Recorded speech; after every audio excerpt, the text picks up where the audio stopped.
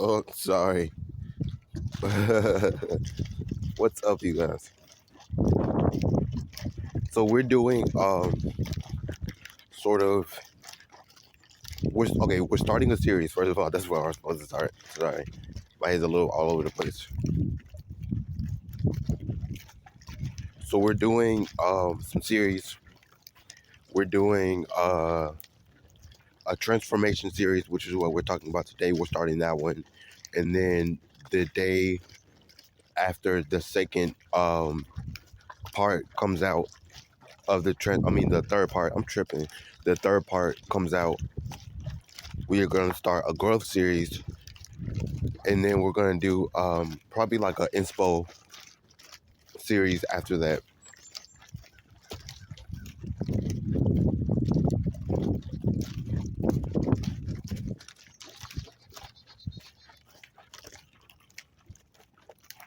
So we're talking about the transformation series today.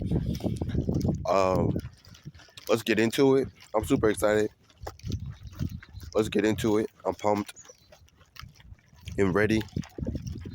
So um, I honestly, you know what? I honestly want to talk to you guys because I think that when it comes to being spiritual, there's starting to become so many labels and bullshit that's going on right now.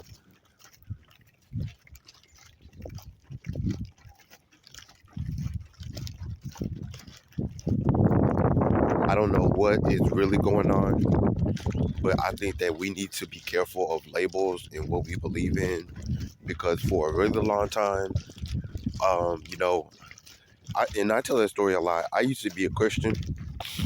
I thought that I was going to be a pastor. I went through a really, really deep deconstruction um, of my religion when I was 26.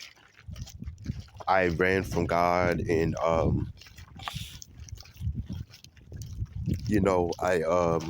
didn't become a pastor. I didn't get into any college I accepted. I was broke, working a job I hated for 6 years, you guys. 6 years, and I was basically, I just was never planning to look back at that again. Um, Even though for the entire span of that 6 years, I was always thinking about it. And now that I'm looking back on it,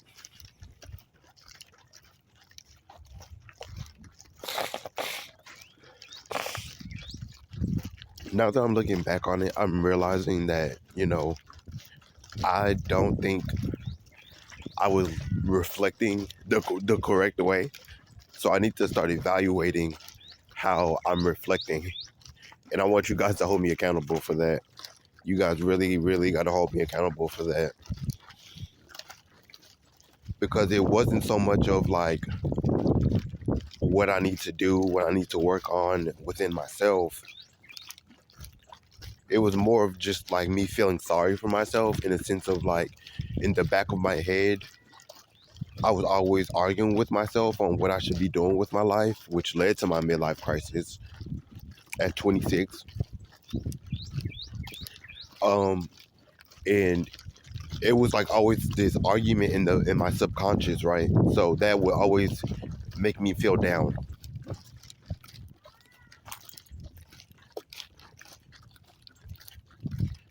Yeah, like if you knew me in 2020, 2021, I was always the sad, yeah, I was always, the sad person, the sad one, right? I was always depressed about something. And despite me not moving like I was depressed, despite me acting like I wasn't depressed, I was depressed. I was sad as hell.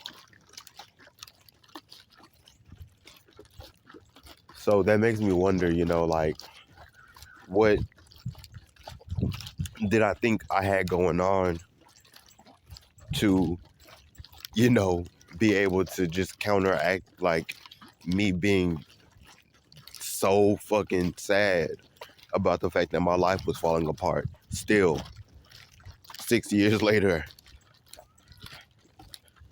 I went through a lot of struggles and I was swearing I'm not gonna go back. But the way I was reflecting was still, you know, feeling down about myself, not looking back at the problems and fixing each one in the present moment, you know? But I think I'm past that now. I think now I'm in a place where I need to be planning actively, right? So preparing for those things and not fixing the problem, but getting better at the problem is how I need to approach it. So I want you guys to hold me accountable for that.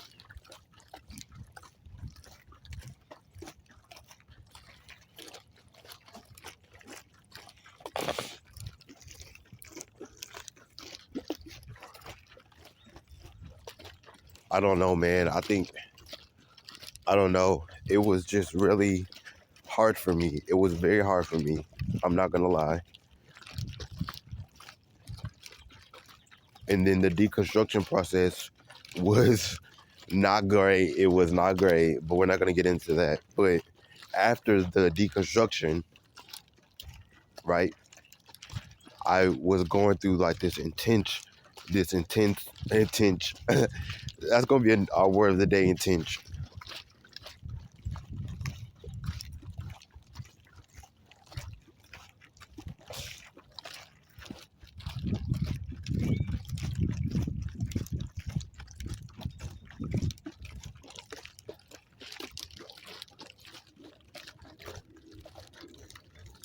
I was going through this intense, struggle. I mean, I didn't know how to deal with that challenge.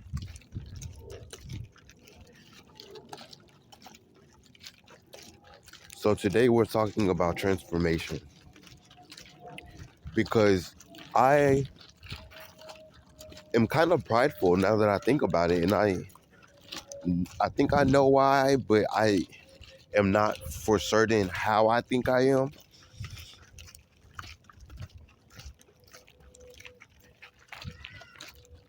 Because it's not that obvious. I think, what's up, you guys? Welcome to the chat, you guys. Welcome to the chat. I think, honestly, my spiritual transformations have been very deep and very meaningful, which is a thing that happens, right? But it doesn't happen for everybody. So I think that brought me pride in my change and my growth.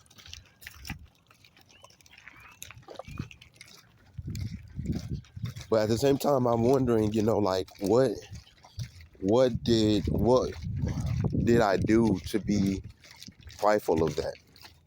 What was I doing to be prideful of that? I don't know. I was just very overly excited to have something different in my hands, something that was for me, when my whole life has been a lot of struggle. I learned recently a lot of people have to figure out that their life is not going to turn out how they want it. Y'all are so funny in the chats. Y'all are so funny. I don't know what was really going on to make me prideful.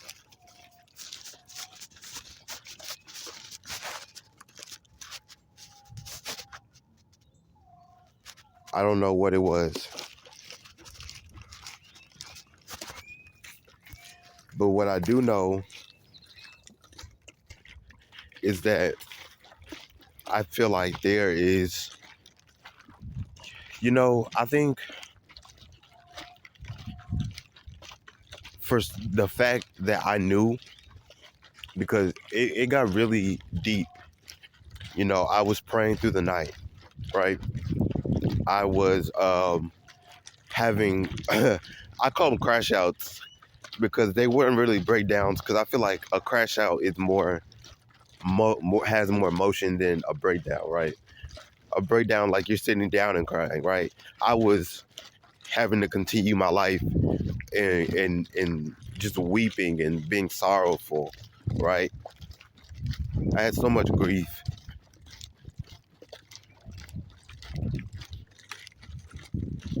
A part of me also felt like I didn't want to deal with that because I had worked out so much grief in my childhood, and it took me, 27 yeyears to heal from all the stuff that I was actively learning. I didn't stop cutting until, excuse me, I didn't stop self harming until I was 21. I was like 23. Let's be for real. I was addicted because I felt like it helped me cope. That was my deepest coping mechanism. I was thinking about that when I was deconstructing, praying all night long, crying every morning before I would get up and go to work, but still, cleaning my house and taking a shower and cooking for myself and feeding myself, crying the entire time. And then I will pull myself together while I drove there, and nobody, well, they could tell, but they didn't know.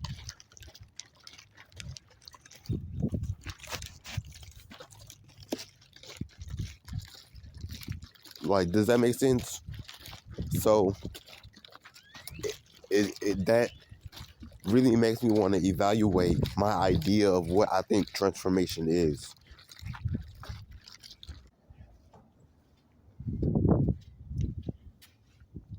But yeah, so I think we're talking in the context of, like, not like self reflection or like self evaluation, right? But in terms of improvement, right? Just for some loose context,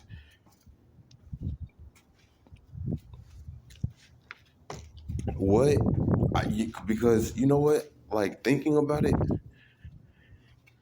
besides the fact that, I did grow and change from that, because I'm going to get to that.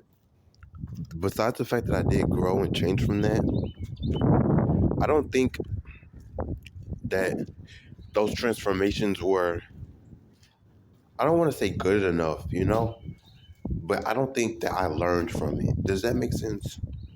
I don't think I learned from it.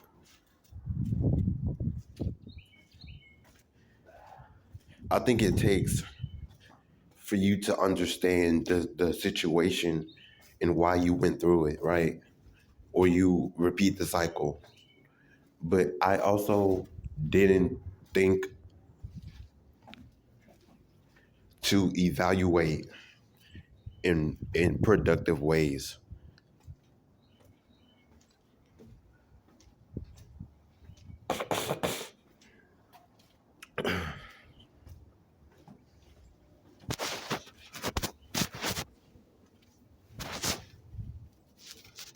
I don't think I did. I think I was like, you know, thinking about myself, because like the thing about it is like when you're in danger or you're scared, right? Or doubtful, you do it. You thrive in those situations because you're thinking about you rather than thinking about the situation, the experience of it, why you feel those emotions, why you were put in those emotions. Why were you put in those emotions?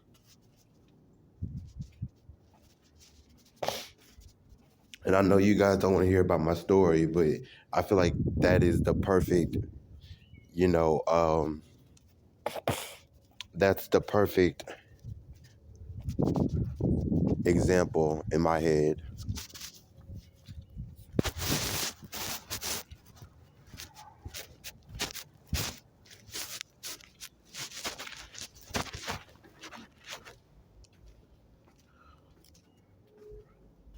So I was like thinking about it, and I was like, I never thought about those experiences except for my experience.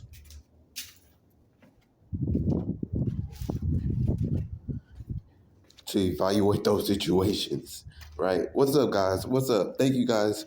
We got 1,320 people in the chat. Sorry. Thank you, guys. That's what's up.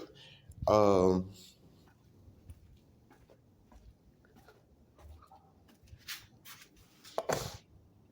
I don't know, because yes, I made the mistakes, but my life wasn't working out how I planned out already.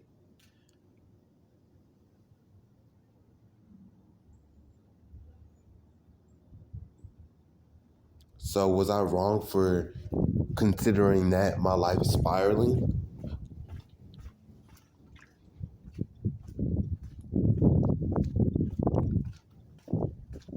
I don't understand what outcome or expectation you would expect me to have when I was already depressed, when I was already socially anxious.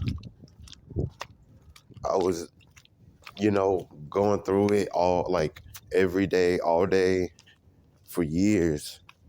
Not just a short, 2 years, not 3 years, not 5 years, for a long time. So what would you expect my outcome to be? To just be like, oh, I can pop out of it and then just magically levitate on my problems? Like, I don't understand.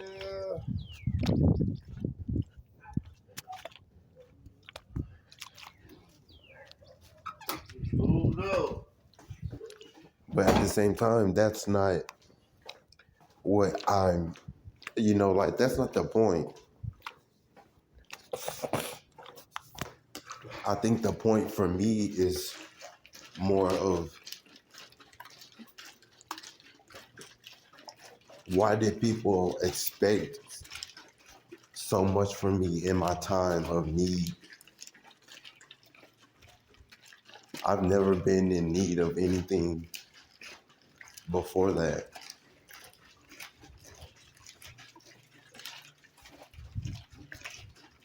But people sure could,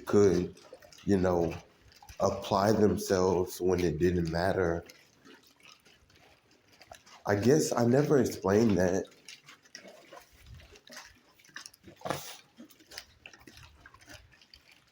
I never explained it.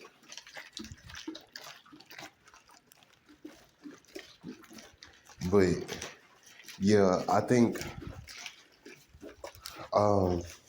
to the point, because we're just gonna jump into it. Sorry, I got distracted. While I was waiting for people to come into the chat. I think, I don't know. I think it's easy to self-evaluate. It's easy to self-reflect. I'm always encouraging y'all to reflect on other people's actions as well. But I don't think that is a good context for transformation. What I want to talk about, the first part of this series, I want to talk about the idea of not evolution, not yet, but like self-improvement, the idea of improving yourself.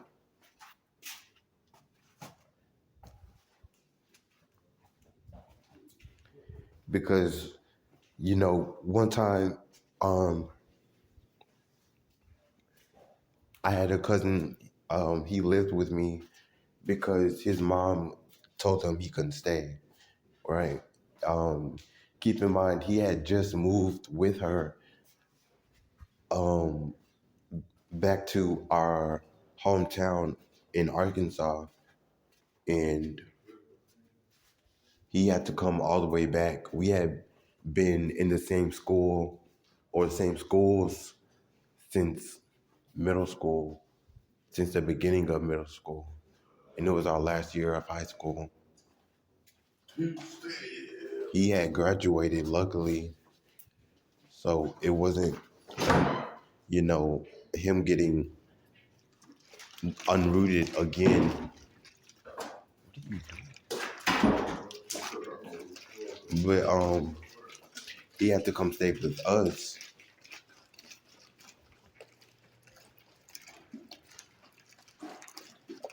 That was hard for him.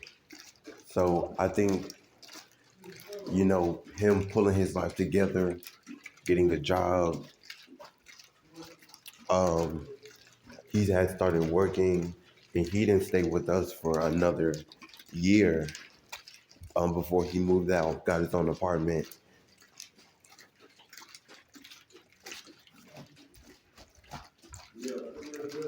That must have been hard for him. That must have been really hard for him to get, you know, unrooted from everything that he was used to, everything he knew, to go back home, right?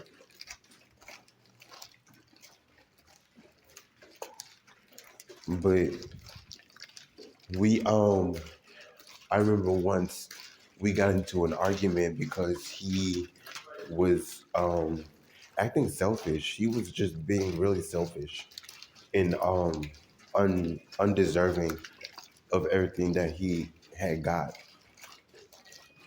right?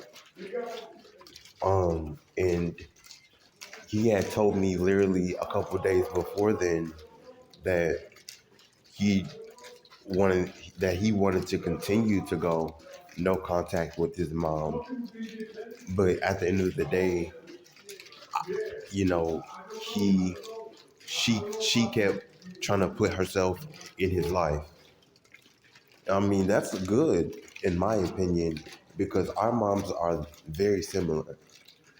And my mom did not try to insert herself back into my life when I went no contact with her.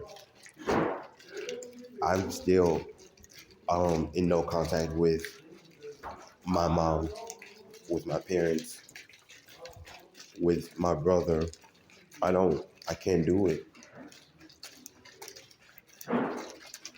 So I was thinking, you know, when we got into that argument, he was telling me that they were coming from Arkansas to visit for the holidays. And that whole day, he was just acting so weird. And I remember that making me think, like, did he not learn anything from what he had went through?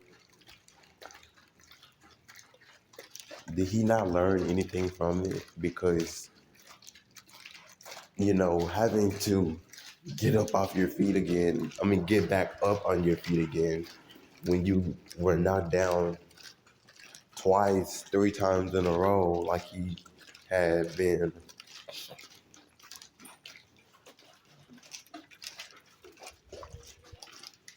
That's crazy. That's crazy to think about that he just, you know, oh, that's life.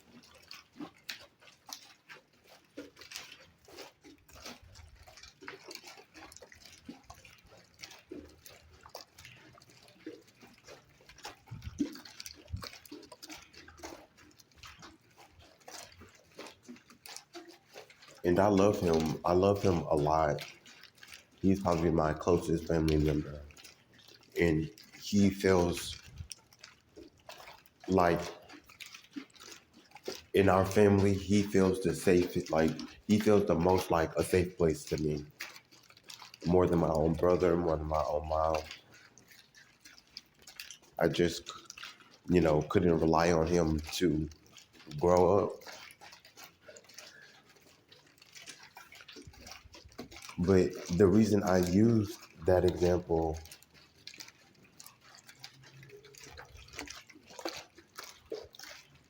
is because that is a perfect example. That's a perfect example because He did have to grow up. That was the situation. And literally, he grew up, had to get back on his feet, had to get a job, had to get his own place to stay, had to pay for rent. Now he had to buy his own food. He had to get back and forth to work and put gas in his car. But he did not grow up.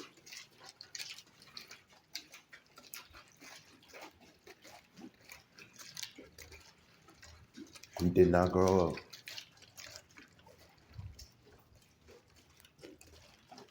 So I think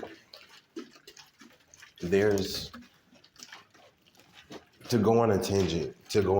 I'm sorry. I think that there's evaluating self and there's evaluating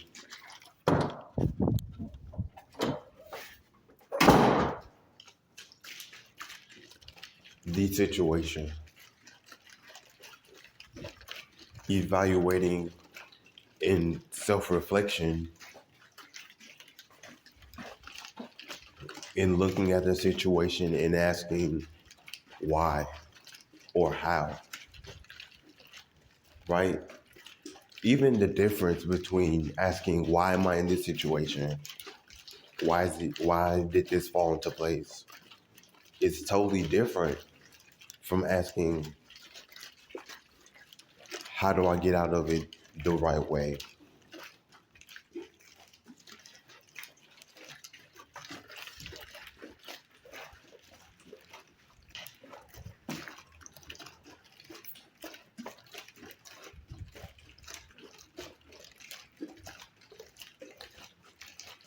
It's crazy because I'm interviewing right now, right? And because of my old job, I already do not want to serve tables. I feel like that part of my life is done, it's over with. But interviewing at these restaurants is really showing me, my what I really thought and felt about it because, the interview process, they want you to jump through hoops, right? Y'all understand that. They want you to jump through hoops. And I'm not going for it. I'm not going for it.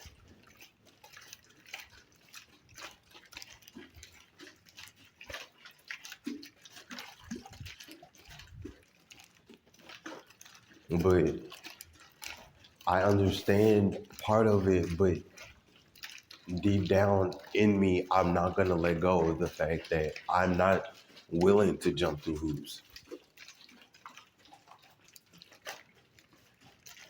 So you know what that is? That's me learning to put boundaries in place. Because if I accept a job that I don't really want, what's gonna happen? I'm gonna end up at another miserable ass job with miserable ass people hating on me because they hate themselves, like I did the last time.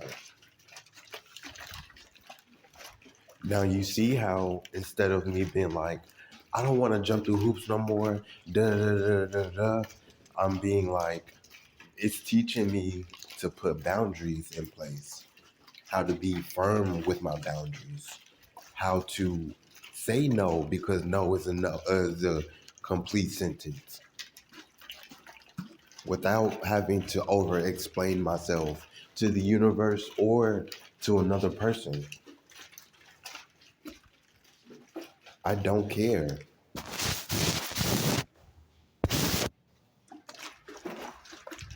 I don't.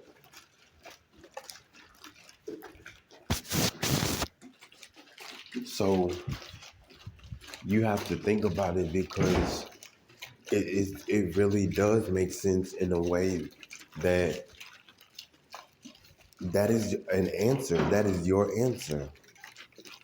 That's an answer.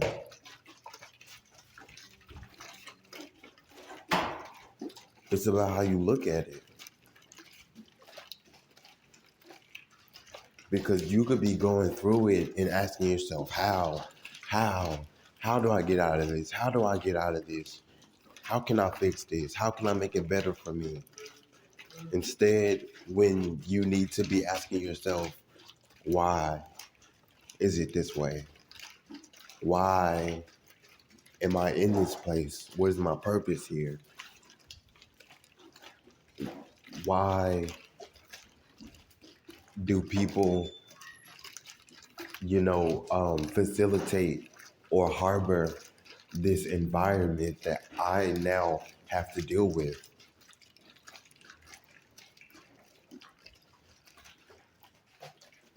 Why does it matter to me? Does that make sense?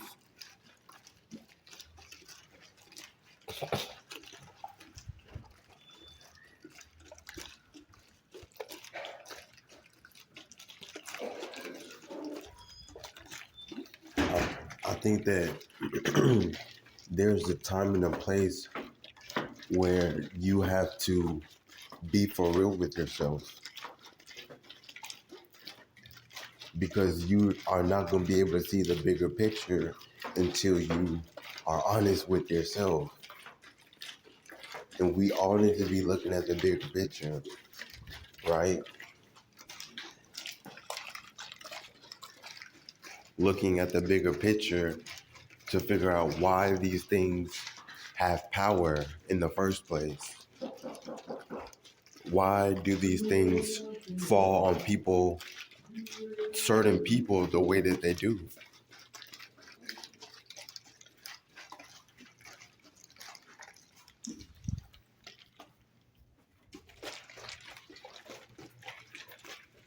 That's what it's about. And we need to be paying attention to that.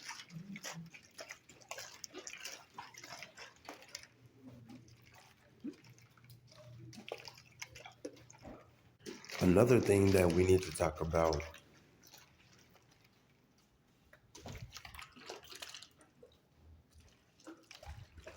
we need to talk about the transformation being genuine.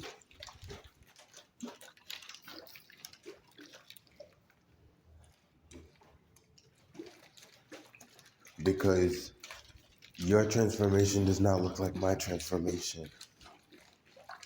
And my transformation won't look like yours in my head or your head. It's going to look different to everybody from everybody's different perspective. And then what's really going on and what we think is going on. And then what's actually happening.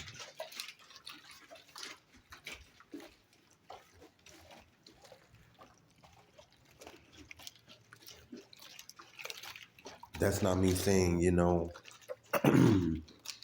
that's not me saying, that there is your side of the story, my side of the story, and the truth. Because I don't necessarily believe in that.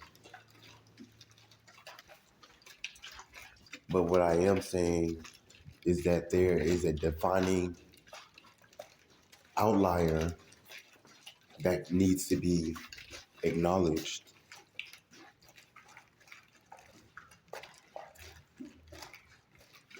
There are defining, what's it called when you, the cause of the event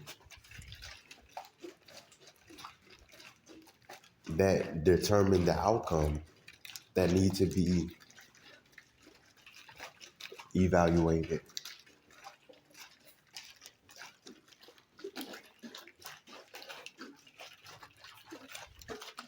But I am going to say this, that, your transformation is something that you should value, because transformation and growth are not easy to come by for many people. So I should be grateful and blessed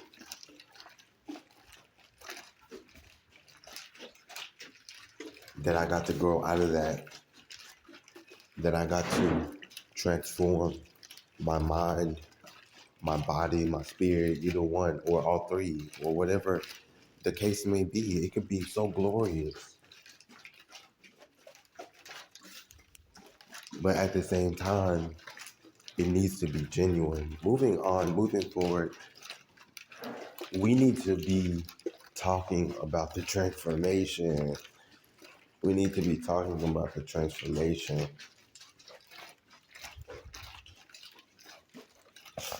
because y'all already know, y'all hear me say this all the time in my content. Y'all aren't tired of self-evaluating, of improving, of evaluating circumstance and experience, but not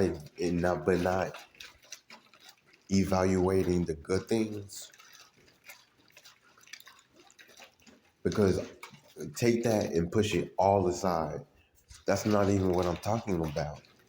The same way that we need to be evaluating and self-reflecting ourselves and other people, we need to be doing that for the good, the blessings, the transformation, the improvement, the growth, the perspective change. Other than that, what are we doing? That is the purpose of things like profit culture that exist only because that is a truth. I can't explain that. It's divine. But if you guys don't want to participate, you're gonna get stuck because that is tipping the balance of the divine. And the source is gonna see it as you don't even care about keeping a balance, about if a balance is even real. The source, the universe, they're gonna see you as selfish. Wake up to the blessing around you, yours, theirs, ours, all of it. You guys do not understand. I wish somebody would tell me about their blessing if it was genuine and real transformation, because I don't care about you feeling any type of way about anything, good or bad. I want the transformation, the growth. Maybe I need to accept or learn that I'm in it on my own, but I can't be because groups like profit culture in Designed by Light,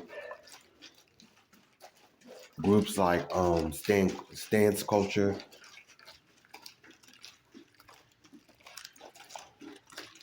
all of those. I mean, stance culture. I'm so stupid. Stance Nation. Wow, I should just stop talking. Because groups like Stance Nation and Profit Culture and Designed by Life, like, I'm not gonna get it right, but you get the point. They exist because that is the truth, because that is a divine thing. Y'all want to capitalize and capitalize and capitalize, but sometimes that is not the right path. You guys are lost and don't want to admit it and want to for a world that you don't belong to. What? Let's talk about it. Stop settling for that world. Because money and power and fame, feelings,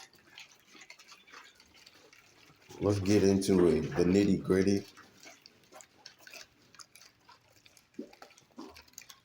When in reality, you need virtue.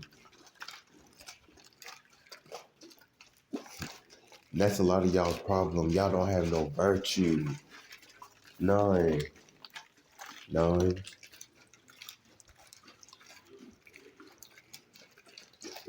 And then the people that do are stingy and ugly Share your blessing. Tell your story. Tell your story. They're telling their stories on you and me and Prophet Culture and Stance Nation and Design. I still can't get through it. Designed by the Light. And they're not true.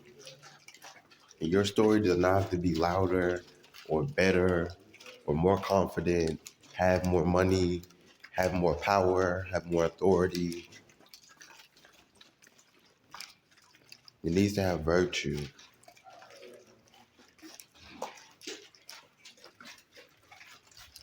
It needs to have value.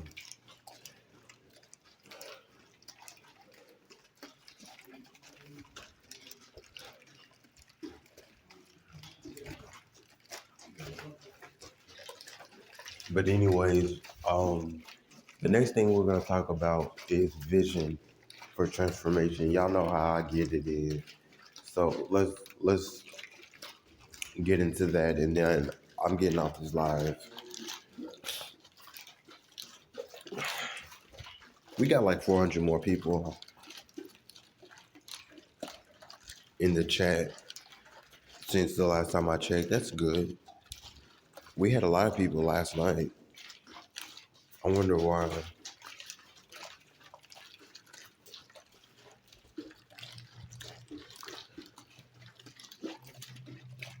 So,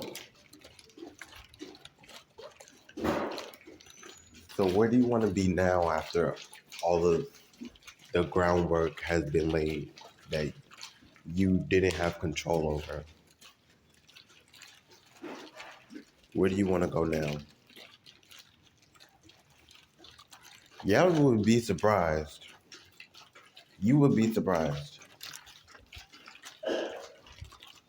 I thought I was going to preach. I'm investing and trading and still preaching. It just takes being realistic. You just need to be realistic. Just be real. Authenticity is the best thing that you can have other than knowing that your power is in your presence, your essence. Other than that, you need to be authentic. Be real. Just be freaking for real. Just be for real. How people gonna know it's good if you don't have no story in it? I became a spiritual coach and didn't know where to go, what to do. And I've been a spiritual coach for a year and a half. And it has been good to me. It has been great to me.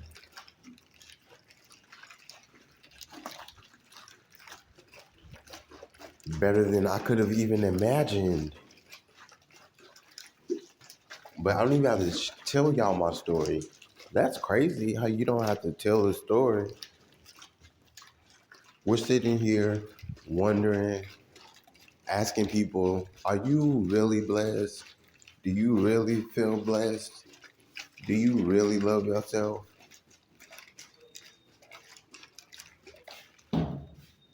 Is it true? You getting money? You think them niggas really here with you? And I said, hell yeah. We asking, but we would have seen it if it was real. And that's what I want you to take from this live. We would have seen it if we known. I mean, we would have seen it if it was real. If it was there.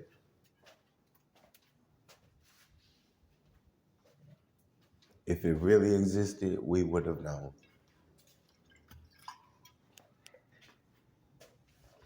But y'all want to sleep on it, so I let them sleep. And that don't have nothing to do with you. Don't have nothing to do with me. But we have the proof where they don't. Now what? I'm asking you. And if you feel activated, you feel charged up, you feel mad, scared, or doubtful, act on it.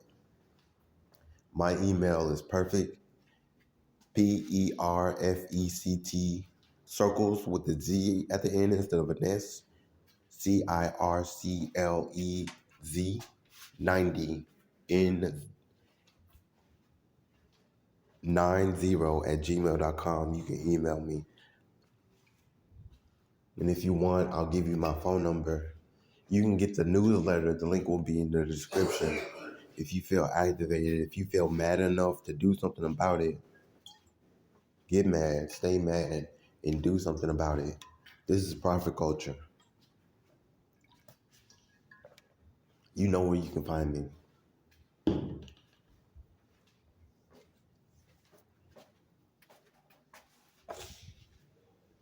My spiritual journey has been so blessed. Like everything has been blurry. I never thought I would have got to that. I became a life coach. It just started being fucking delusional at that point. I could not believe it. And it was all out. I couldn't see, I couldn't speak it or verbalize it, but I felt it. I felt it after all that stuff I talked about at the beginning of the live, because all I wanted was to feel something.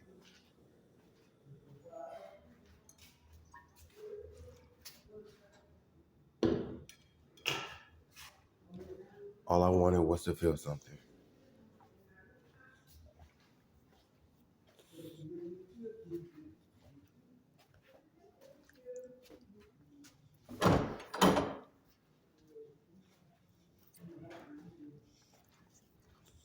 So I want to encourage you guys to just be authentic.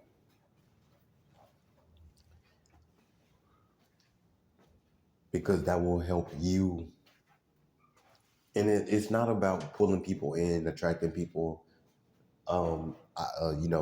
getting people's attention. It's about the joy of knowing what you can work on, what you can fix, what you can build, what you can scale.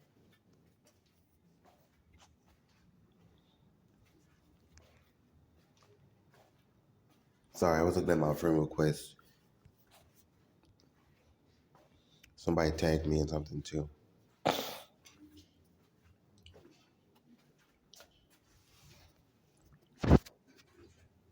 So if you guys really feel some type of way about it, share anything and it will help. It's that simple and it's that good, it's that great. And if it changes, I will tell you. If it doesn't, you will know. You'll probably know if it changes. It won't though. It might, it could. It's not my place to say. You know it's not. But it is my place to speak on it. And with those things, it takes nothing to breathe life from those things. It takes nothing. This channel, this Facebook group page, my live stream accounts could all be blank. They could all have nothing on it.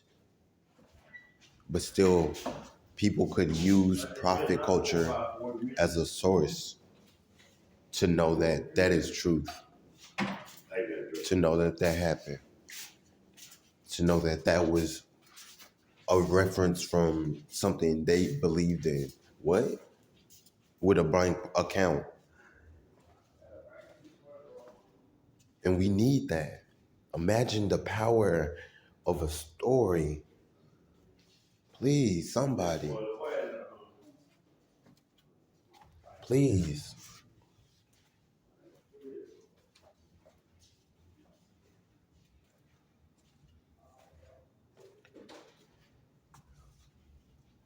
But anyways, um, with vision,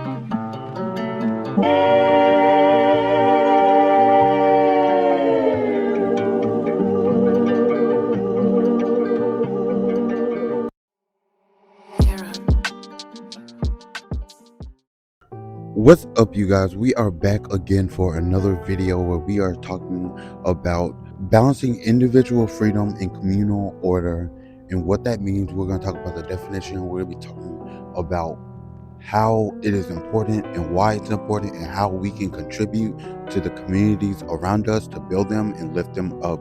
Let's jump into it. But first, if you don't know who I am, my name is Jordan Exalt. This is Profit Culture, where we talk about symbolism, storytelling, systems, and human behavior from the lens of philosophy. Let's jump into today's video.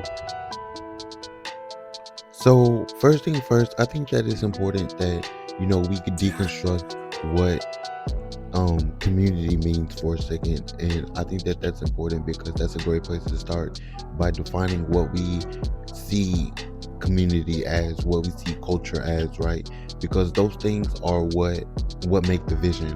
They are the reflection of the people, not so much individually, but community is pretty much the foundation of the reflection of the people as a voice as a whole. Does that make sense? So the reason I'm asking is because there are communities that are still being stepped over, being marginalized, being looked over, being looked past, as community groups that we need to be doing something about. So I'm asking you guys to deconstruct with me, what does that even mean? What does that culture, that reflection of culture, even really mean, right? Because we can say we understand a community, but at the end of the day, if we don't really understand where that community is coming from, how it formed, why it has a structure and systems and a foundation, then we can't understand what we need to protect them from, how we need to protect them the right way. Does that make sense? So with today's video, I'm asking because I don't know, it just seems like a very far off imbalance of what really needs to be going on, and we're blaming media, we're blaming propaganda that's not even really propaganda. We are deconstructing about communities that need to be protected, not the communities that needs to be dismantled. So I think that it's important that we are having this conversation because at the end of the day, yes, we can dismantle or build up communities, but at the end of the day, those communities still are individual people who are contributing to spaces that reflect their identity. So I'm going to be asking you guys to think about that throughout this video, because at the end we're going to deconstruct using what we think or have an idea about community and culture and trends in media, what that has to do with the bigger picture, okay, at the end of the video. But first, I wanted to talk about enlightenment, because I think that through some of these okay, well, first of all, I think that it could be a very, very broad picture. That meaning that it could be easy to miss the point, miss what you're supposed to be doing, right? Like, for example, we'll use my community on the private Facebook group. That I think that when it comes to my private spiritual community, we have a lot of conversation about the divine. We have a lot of conversation about enlightenment. And I think that that is important to notice, right? Because of how and why that community chose to form. Now, this is important because the truth is, when we have a community that we are a part of because we want to feel safe, because we want to feel a part of something, because we want to be surrounded by like-minded people, right? I think that it's important because it really can be a lot more obvious that people are here in the community for that reason, right? To talk about divinity, to talk about enlightenment, to talk about awakening and having an awakening moment, right? But I think that when you're not paying attention because there are other things going on, because there are other jobs that need to be taken care of in your community, that you miss the picture and you never get to see outside of the frame, just like everybody else in your community. So I wanted to break it down because I understood that it's easy on Facebook to look at what's trending, the trending topics in your group. It's easy to look at what has been posted about the most on Facebook private groups, right? So I know why people are joining, why people are coming in, why people are staying, why people are, meeting and having their own individual experience within this community, right? So the reason I wanted you guys to think about that, the reason I use enlightenment as the very first topic, is because that is a good example of the effects of being in a community, because that's what's important. That's what we're talking about, because being in a community, whether you're there for whatever reason, right?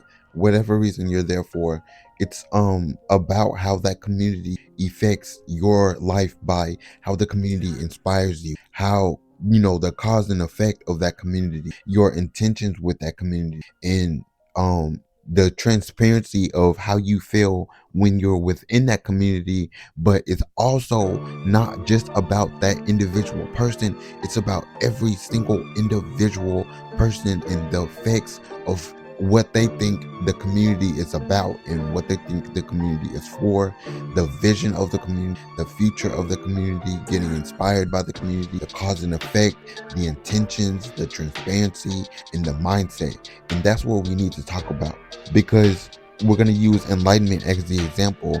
Enlightenment, when everybody's coming, everybody's talking about having an awakening, reaching an awakening moment, talking about dreams, talking about astrology, talking about science, divinity, numerology, right? And there are a lot of different avenues and paths and pathways that open, different doorways that come within a community that cannot always all of them can't be monitored, to put it like that, right? So I think that when it comes to we're using enlightenment as the example, I think that when we are hyper focused on ourselves, how we feel about the community, how we feel about how other people feel about the community, how we are reflected by the community, our identity in the representation of that community in us, that is important. But that's not the context of today's video, because we're talking about the communication, we're talking about the consciousness, right? The ecosystem of the community and the development of it through each individual person and what each individual person is doing, right? Because everybody will be in the community until they realize that the community is not elevating anymore. Everybody is willing to strategize for a community until that group, that community is not strategizing for itself, right? The development of that community. But moving on from that, don't worry, we will come back to it. Just put a pin in it and we will come right back to it. So, the next topic that we are talking about is individual freedom. So, this is my thing about that, right? Okay, so I'm just gonna say it and be transparent with you guys. If you guys think that it's harsh or mean, I'm sorry, but it's the truth. It's the truth of the matter, and I don't really know how to put it any other way. So I'm sorry, bear with me. I will continue to deconstruct that. But my thing with you know ascending through the chaos, right, is that not everybody is in communities to be validated or be seen for their struggle, and that causes a lot of conflict in the communities, a lot of friction within communities that never really ever gets worked out in any community I've ever seen or been in.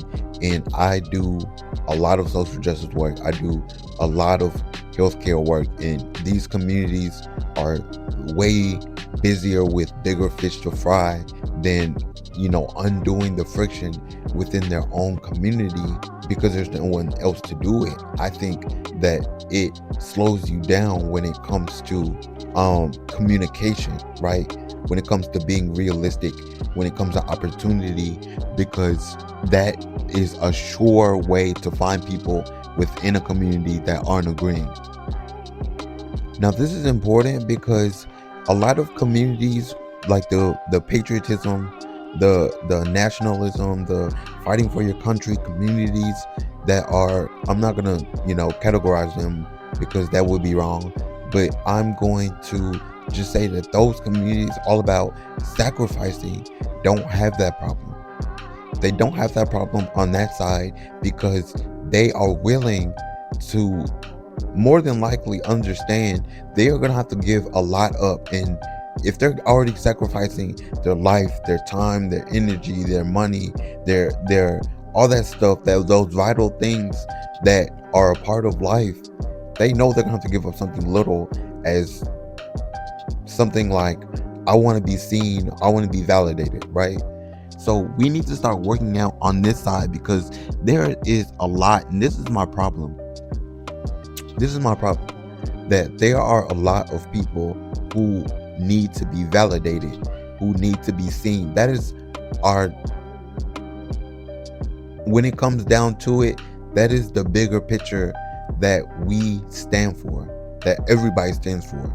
That is what, like I said, of the first part, the first point, the first point, that it's about the bigger picture of why people are within the community.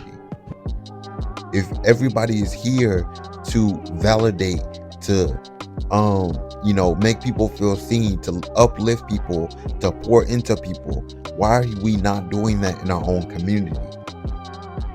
We are sacrificing too much for a bigger picture that is going in the wrong direction in the first place. We're going to have to talk about that in a second.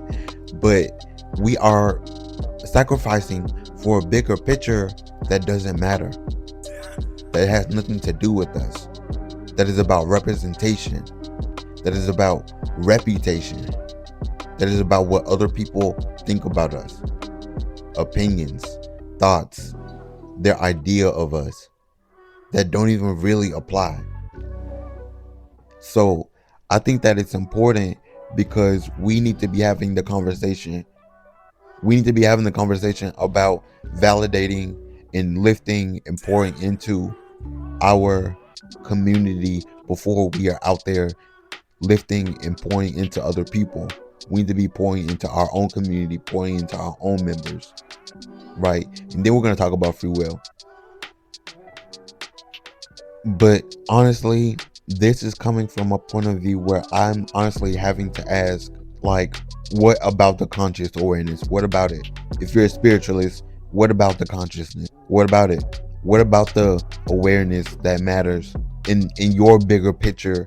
Because you're sacrificing your freedom, you're sacrificing your free will, just like those communities that marginalize us, that capitalize on us, that spread propaganda about us. You're sacrificing your time and energy and effort in your life, your purpose, your meaning, to be quote unquote realistic about opportunities that are for what, right? So I think that we need to talk about it, because it's like you're conscious, you're so conscious, but you're not using it for your own free will to bring other people into their freedom of having a safe space within themselves, bringing people into the awareness of build a safe space for yourself. You're not doing anything to spread awareness. You're not doing anything to spread kindness or peace and love and joy. It's just you're just like them, except for you stand for something different. So make it make sense in these spiritual communities, because I don't know, I've always had this idea that consciousness is about collective unity, being together in that experience within the with that experience, while being able to coexist with free will. Because a lot of people say that don't match up. I believe consciousness is the answer to that, but y'all don't know how to bring people into a community with the foundation, with the right systems around it, with love, not hate, and bring people into awareness of their free will. So at the end of the day, I'm asking you guys to really deconstruct the meaning of the culture behind it, the communities that you participate in, not deconstruct what free will is, because it's dumb. That's dumb. If you want to actively participate in the matrix, you will. And if you want to live blue pilled in a normal life, guess what? You will. So I'm not asking you to deconstruct about the matrix, right? I'm asking you to deconstruct about the community. It's not that hard. It's not that hard, because we are sacrificing our free will for something that is not going to lead us down the path of a journey that we are meant to be going down. And that's exactly what the enemy wants for us. As a spiritualist, I had to learn a long, long, long time ago that you don't have to be 100% wise of everything that is going on around you, but you do have to be 100% ready to jump both feet in. Does that make sense?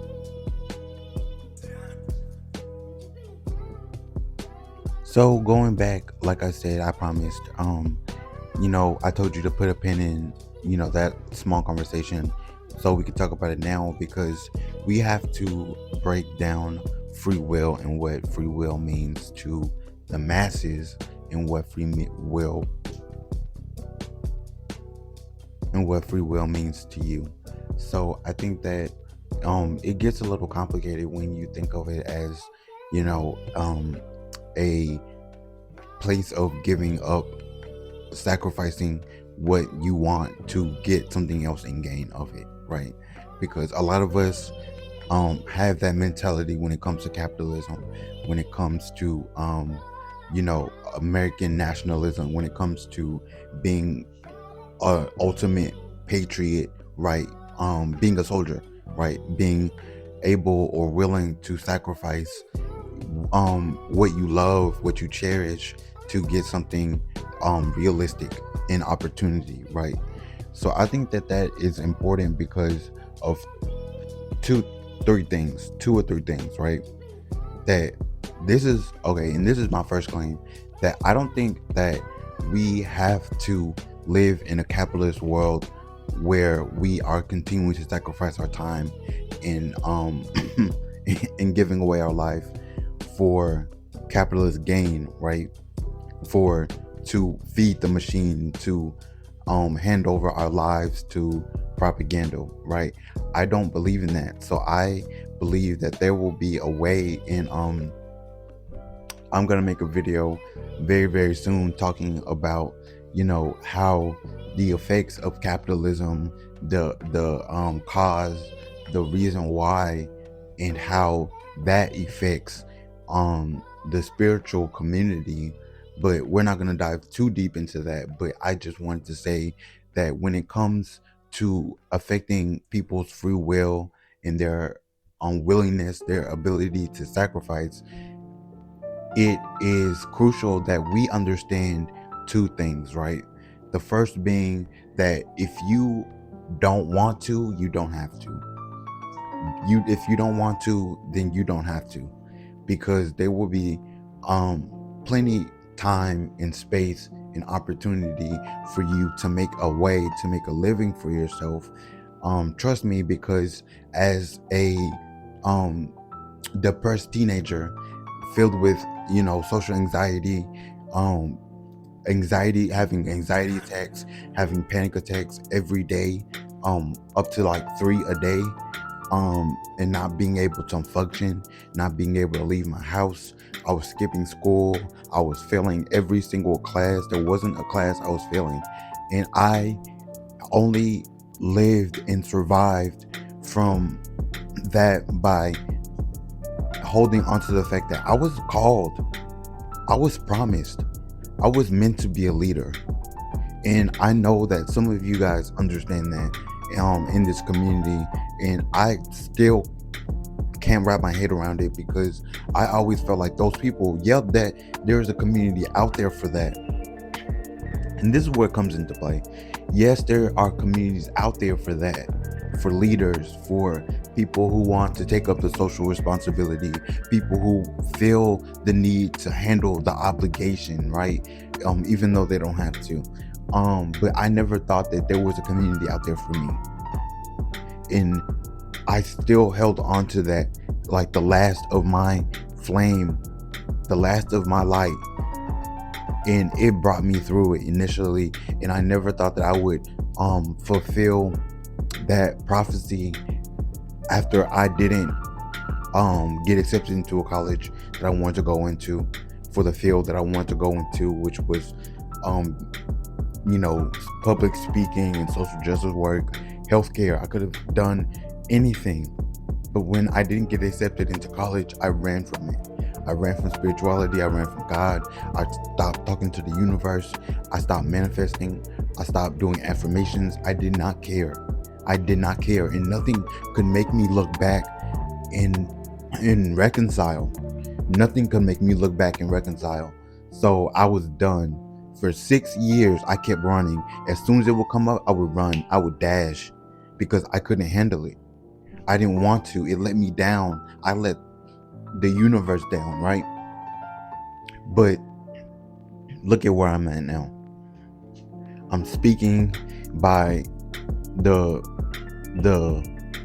alignment of fate with someone who wants to hear the same message that I wanted to hear, that I still need to hear, and speak and breathe into that leader in every single person who has seen this video. Like, geez, you're welcome, YouTube, right? Like, right? And I'm not trying to say I'm doing something great. It's just the fact that I never thought that I would make it to do something so little, right? And I took that little seed, that little tiny seed, and did something the best to my ability in that seed. I didn't put all my eggs in one basket. I didn't preach at you. I didn't scream at you about what you're doing wrong. I didn't try to rage bait you. None of that. I just put my heart into it, and I breathed life into it so it could breathe life into you with the little seed that I had. If I only had that one seed, and I did at the time, if I only had that one seed, I would have put my all into it. And I'm here, and I'm proud of that, and I honor that, and I appreciate that, and I'm grateful for that, because it brought me back to a whole new universe of appreciation and gratitude, to really bask in the glory, the beautifulness of what nature can provide for me, not capitalism. So I want you guys to really start asking questions, because that's where it starts. to start asking the questions. Because the truth is,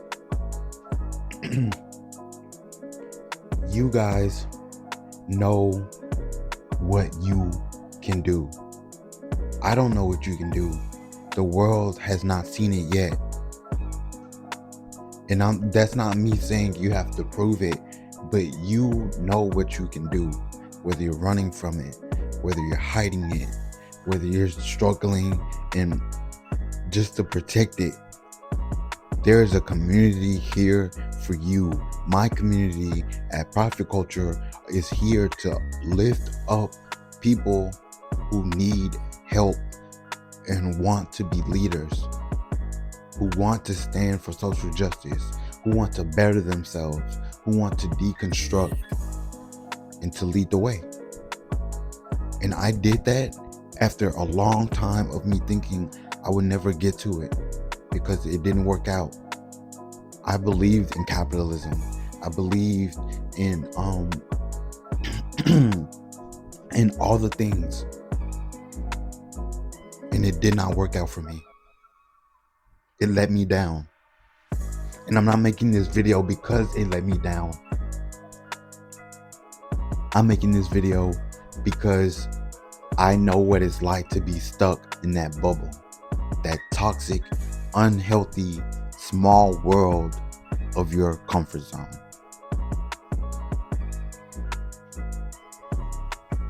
So what does that have to do with free will, right? Because I could rant all day about cause and effect in the universe and numerology and how the stars work in astrology, right? I could rant all day about transparency, but the truth is the core of it, that all you need to understand is navigation. That's what my brand is all about, navigation. And I don't necessarily teach anything else. If you're, I doubt anybody will see the grand big picture, right? Because it took a lot of planning, a lot went into it. But so that's understandable. But I think if you narrow it down, all it is talking about navigation, how to navigate this world, how to build those structures, how to build those systems, how to build your own machine, because you can. And you can. And you can, right? So I think when it comes to free will, it's not about protecting and being on the defense. I think that it's a lot about you knowing what you want, being precise, and really locking in when it comes to the execution. Knowing what you want, being precise, and logging in when it comes to the execution. Let's talk about it, because a lot of us are, it's not even the fact that we're wishy-washy. It's not even the fact that, it's the truth of the matter is we want to live in our comfortable zone. We want to live in our comfortable zone. That's the truth of the matter. But the fact is we have to be able to break it down in I'm sorry, I saw something in the background. I was like, can I stick my microphone on that? Like, does it have metal on it? So I can stick my microphone on that, and it really distracted me. The truth is we want to live to be comfortable because that's human nature. And so that causes a lot of conflict within what we want for this and what we want for that, because sometimes they bump and they can't coexist. They can't collide. They can't touch. They can't be next to each other, right? So I think knowing what you want in the grand scheme of things is a better way of knowing what you're gonna want tomorrow. Know what you want in the next year and just puzzle piece it together. Navigate it. Puzzle piece it together. That is all this brand is about, is navigating through a spiritual lens, right? The next one is lock in. Wait, what was the know what you want? Execution was the last one. That's why I'm getting tripped up. Knowing what you want, locking in and executed. Hold on, I'm gonna have to go back and look at it.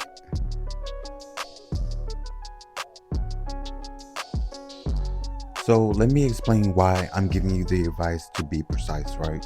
Because this is something that really weighs heavy on my heart, and it's really important for me to share this message, even if I have to share it a million times to get it to one person each time, right? Is that you have to have your eye on the bigger picture. Let me dumb it down, because a lot of y'all understand, but you don't understand why you're getting so mixed up.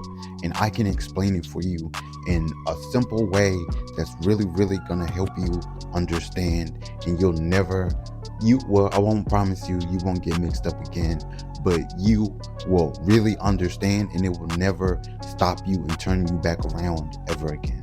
How about that? So the reason why you're getting mixed up is because the mixed emotions in the conflict of you wanting to be comfortable, you doing something to be comfortable.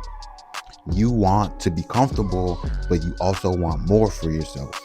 But what your brain is not considering is that when you want more for yourself, you are required to go and put out energy and effort and time and money into it. And when you start risking things that you've never done before, trust me, I know, when you start risking things, that's when your brain makes a connection. And it's like, no, this is going against your comfort zone. This is not going to work. This is too dangerous. This is stupid. This is not a good idea. You're not really using your intuition. You can't see a bigger picture. You don't know if it's going to work out. And the problem with that is everything in this life will take a risk. You have to be mindful of how you're risking, how to perceive, how to really use your intuition. And what I mean by that is you really have to keep your eye on the bigger picture when everything is trying to distract you, when everybody is trying to get you to react, when everybody wants to make you look bad or make you look stupid or make you look like you don't know what you're doing. You have to be able to perceive the bigger picture and shut your eyes in every single moment if it's going to distract you, to really genuinely and authentically not get distracted by having your eye on the bigger picture. And when that, because this is the thing, when that does happen, it often causes a conflict with your body and your mind. Your mind is telling you to go back, but your body is telling you to trust it. But your brain's going to be louder. Sometimes in the middle of the loudness, your body will get loud and you will be convinced for only a little bit of time. But it's all about having that bigger picture set somewhere where you can see it, somewhere where it's obtainable, somewhere where it will get you to a next place where your mind can rest about having stability, having safety, having a sure income, right? So when you are precise, and this is the thing, because it's crazy, because I think about it, how I started writing, and it went from one journal to three, it went from one to three journals to 7 journals to 9 journals in a planner that I completely filled out everything before I moved on to the next one. And my master plan was still not done. My master plan still was not finished. I had essay after essay after essay and dates and quotes that I had thought about, my own philosophy, my own wisdom, right? And it's crazy to think about it, but when I look at that big ecosystem of journals, just from journaling. If I stick to that, there's no possible way I could fall off if I stick to it. If I get to the end, I'm going to be happy because I got to the end of it. Because I made it happen. Because I did my big one the entire way, or when I could, or I put my all into it. That plan is not just a plan. It's not just someone carrying me the entire way. No. But you need to realize you elected yourself. You elected yourself because you think that you can do it. Because you think that you can do it. So that's just some food for thought. The next one is communication, right? And I think that this is so important from the point that, I think this has always been something that I've struggled with, to be transparent. It's always been something I've struggled with because I am probably one of the most misunderstood people of my generation. Just because from the outside to who I really am on the inside never translated, not even a little bit, right? So I am not gonna lie, I struggle with communication. I do. It's not always easy, it's not always hard though, because this is what I have come to realize, that the last point about execution from my previous point, that makes so much sense when it comes to communication as well. Communication is everything, especially for spiritualists, because they think they're in a world communicating to the United States. They think they're in a world communicating to the president and their political leaders and the people that participate in capitalism and those leaders. But we as people are communicating to everything from us out, all the way out to the universe. And that's not nothing to be scary about, especially when you have to navigate your way through to get to where you want, which is consciousness, which is the universe, which is source, which is God, which is unity in consciousness, right? But with communication, I've come to learn to realize that three things are vital. Three things are vital. We're not going to talk about setting goals because we kind of don't have time to, but we're going to talk about vision, the future, and intention. Vision, the future, and intention. So I think that when you break it down, just like the previous point, that's why I was talking about the execution of it is so important. Because the truth is, you are communicating with your environment, with the things around you, with the organization of your room, right? With the routines you allow into your life, the habits you do, right, are all communication. And then we're communicating with nature, we're communicating with God, we're communicating with the humans around us, we're communicating with the universe. Maybe not all at once, but it's very spiritual. It's very spiritual. And I think that an important key that gets lost in translation is the vision because of translation. Now, hear me out when I say this, because I am not going to say I'm taking a wild guess, because I kind of did my research, but a wild guess to me is that a lot of y'all feel like either one, your voice is not being heard, or two, you feel like your voice does not matter. And that might be from prior experience, right? So I think that if your voice feels damaged or hurt or scared or angry, sad, any emotion, negative connotation, right? If your voice feels damaged in any of those ways, it's because you are struggling with translating your heart to what you mean and what you mean through your body to this earth. I remember I was only 21 when I went through that experience of just laying, I almost said laying naked.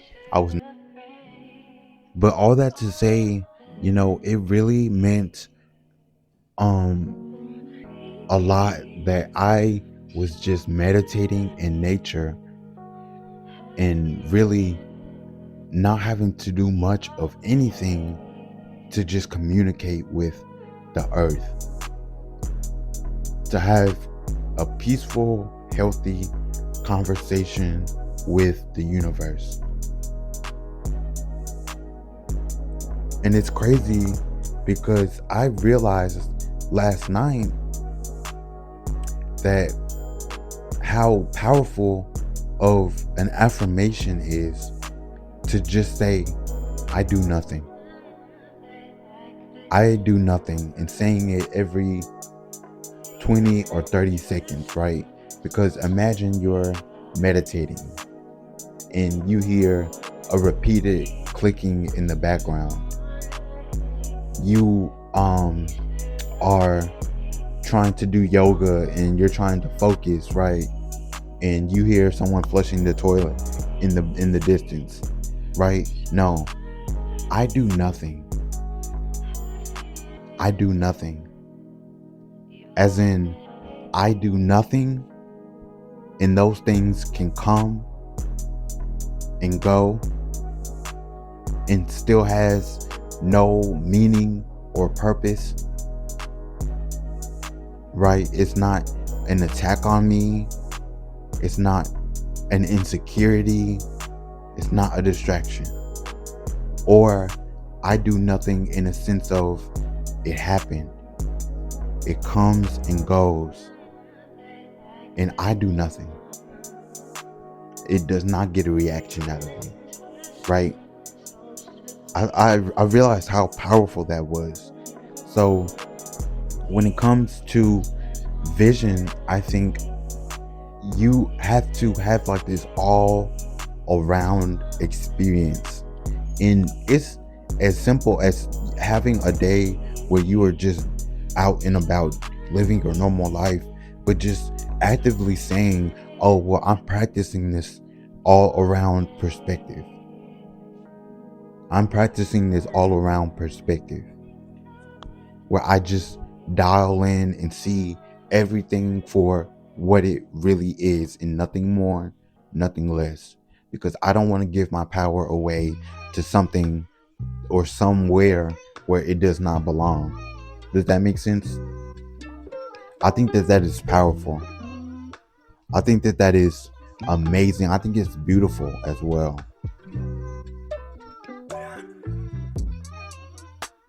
Okay, you guys, we are going to take a quick interlude and then we will be back with the rest of this video.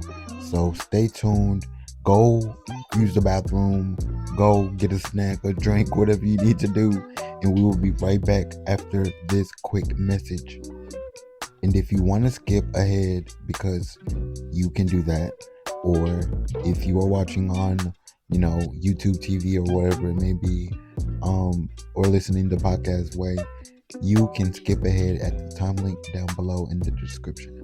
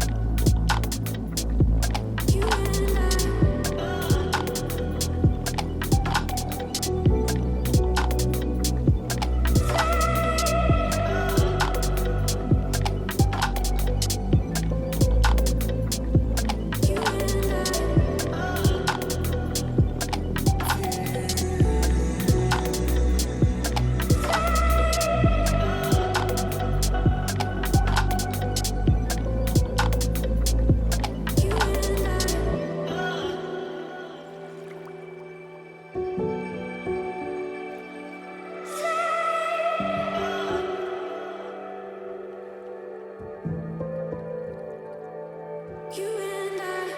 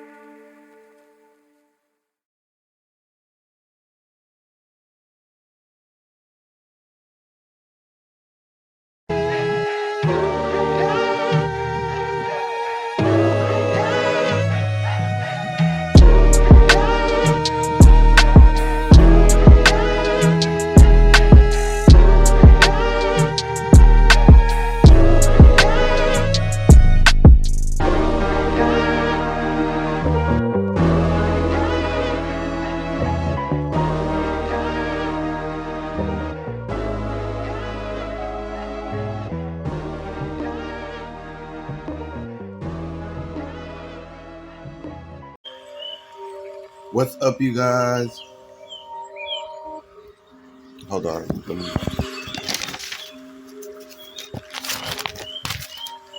What is that? Oh, wait. Damn, but I need that. Hold on. Sorry, I put you down. Okay. What's up, you guys? Now I need this and that. Okay. What's up, you guys? What's up, chat? Oh, hi, Amara. I see Amara's in the chat. Jacob's in the chat. David's in the chat. Michael's in the chat. What's up, Michael? Mikey. Uh,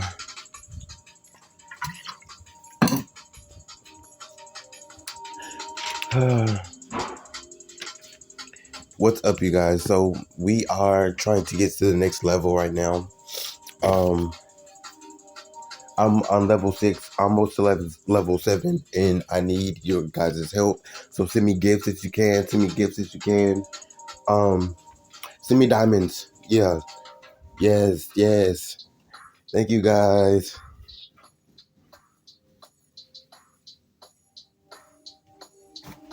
Is the music too loud? You guys have to let me know.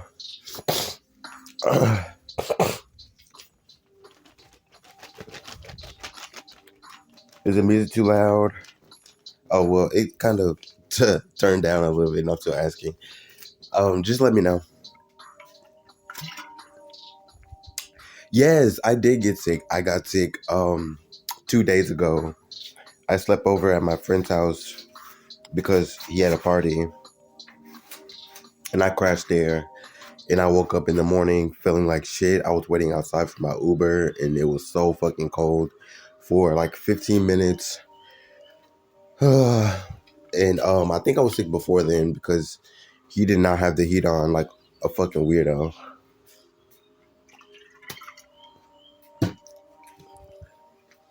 So yeah. No, you know what? I did have a blanket. I slept on his couch, and I did have a blanket, but I woke up feeling like shit because it was probably room temperature in that bitch, and it's snowing outside. So, you know, I was bound to get sick. Either that or one of my roommates here had it, and because they're all sick too. And I didn't give it to them because I was the last one to get sick. Thank you, thank you, thank you, thank you, thank you.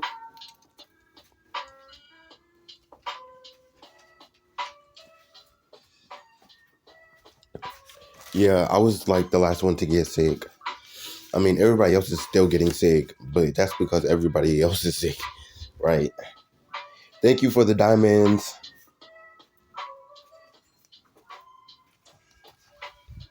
So yeah, I'm exhausted because I have been laying in bed all day. Well, not today, obviously. It's like 9 o'clock in the morning, but obviously not today. But for like the past 3 days to try to feel better, and it's not working. I just still feel like shit. At first, I thought it was my sinuses, you guys. Oh, thank you for the silver seal. Thank you. Thank you, Danny. Oh, and you know what? Michael said that in the live stream. I feel like that was so funny.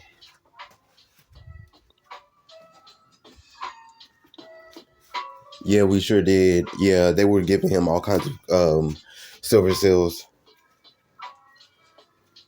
But yeah, yeah, because I think he said on his last live stream, even though that was like 3 days ago, that he was like level 9, I think he said, or 8. And he was trying to go up a level, and he ended up going up like 2 levels.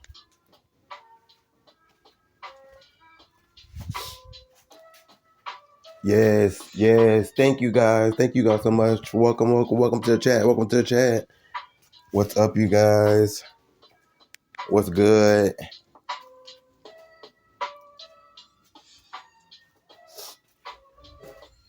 Yeah, so I'm gonna be sniffing all live stream because I do not feel good. Yes, I'm on level 6, so he's a level higher than me. I have been trying to get my live streams up, but I have a hard time focusing when I'm sitting still, when I know I have to sit still, because I don't want to sit still all of a sudden. Yes.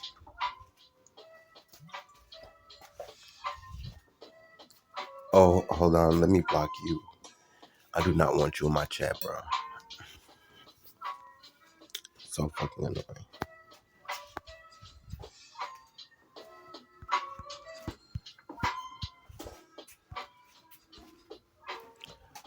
Yeah, you will get kicked. You will get kicked out of my live stream because you were talking shit. give a fuck about nobody talking shit on the internet. What the fuck? A faceless profile. What the fuck? Fuck out of here.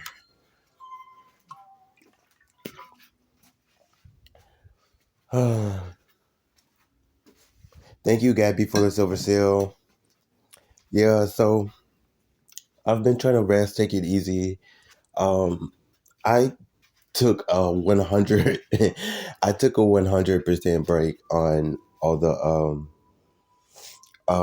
work and all that because I don't know, my brain was kind of fizzling out slowly. So I was just like, why try? Why even bother wasting my, time and energy?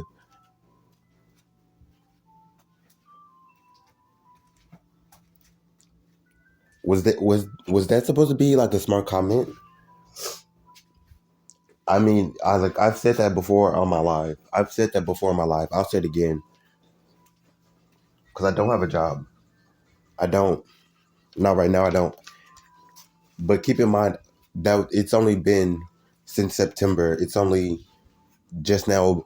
Tomorrow will be February. What? Why can't I enjoy, my time? I'm actively looking for a job. What do you mean?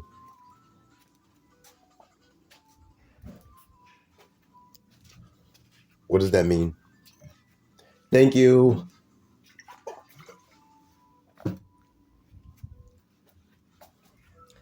What's up? Stay sober.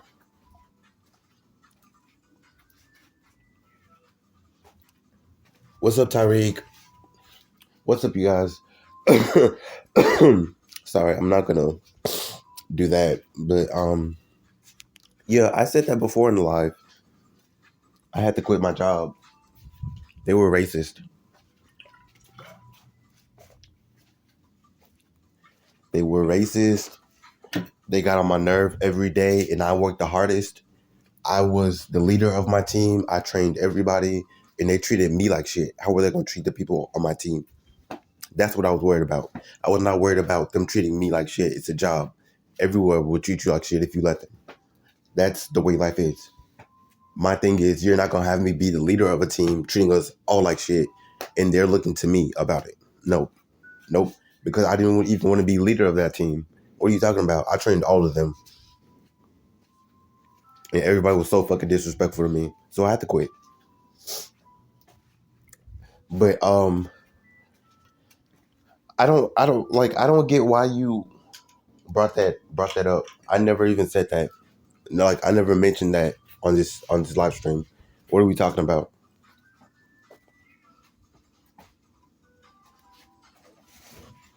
Hold on, you guys, because I can't hear the music all of a sudden.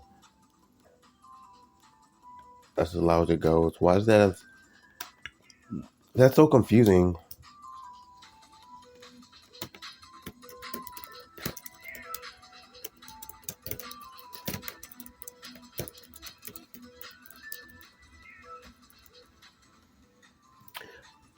I don't know. Like 1 minute it's too loud, I feel like, and then the next minute you can't hear it. Like I don't know what's going on. But the first like two times it happened, it was just in the same songs. This time it's a different song, so I can't hear it. Maybe it's just the song. I don't know. I don't know. It's a weird playlist. I made this playlist forever ago.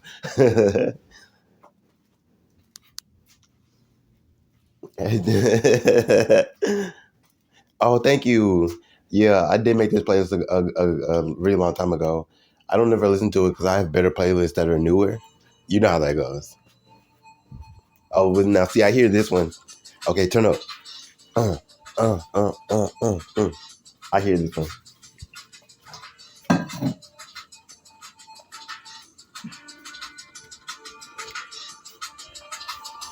Uh, okay, you guys. Let's get a box. I need a box. I need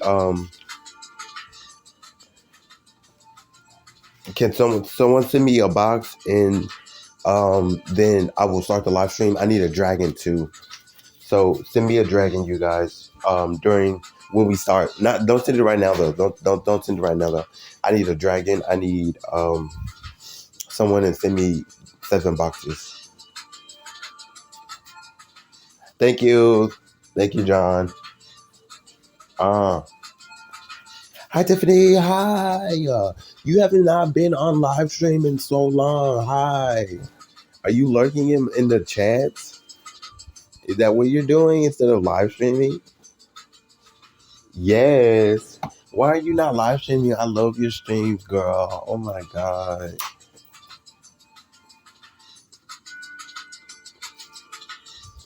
I can't believe I saw that. That's crazy. Well, hi, Tiffany. Thank you, John, again for the box. Come on, you guys. I need the boxes, the boxes, the boxes. Let's go, let's go. So I can start this stream. Am I ready? Are you ready? That's a good question. Let me see which one this one just so happens to be. Yeah, this is it. Yeah, I'm ready. You see, I have to check first. Thank you, guys. Okay, we got 2 boxes. Starts with 14. I need 3 more people to send me boxes, you guys. Oh, thank you for the gift. Thank you for the silver seal. Thank you for the thank you.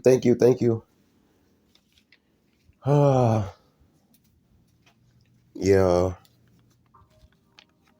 That was a good song. I hate that I don't play this playlist because it has a couple good ones in there, you know? But the whole playlist doesn't make me want to go find it, you know? I could be a DJ. I could be a good DJ. I could be a good DJ and I'm forgetting my playlist. What? What?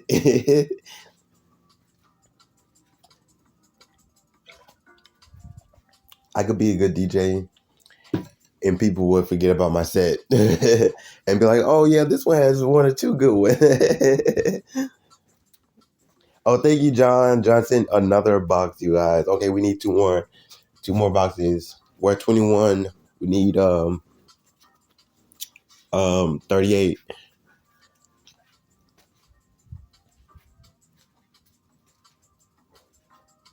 28. Sorry. I said 38. Did I say 38? I feel like I didn't say the right number. All of a sudden my brain was like buffering. I was buffering. Tiffany, oh my God, I cannot believe I saw you. I can't believe you're in my chat. Who else is here? You know everybody's gonna see you. You have not been on live in like 2 weeks. It's been like a fucking month. Oh my God. Tiffany, you need to go back on live, girl. I love your live streams. Oh, you're redecorating too, anyways? She said she was redecorating anyways. Oh, yeah. You guys know I don't have a set spot to live stream anymore. Not since I got up and I got used to just walking around and bullshitting. Yes. Okay. So thank you for the box. Thank you, Omar. I can't read apparently. Oh, thank you, Omar. Shout out to Omar. He sent the last box because John sent 2 boxes, and Omar saved the day for you guys.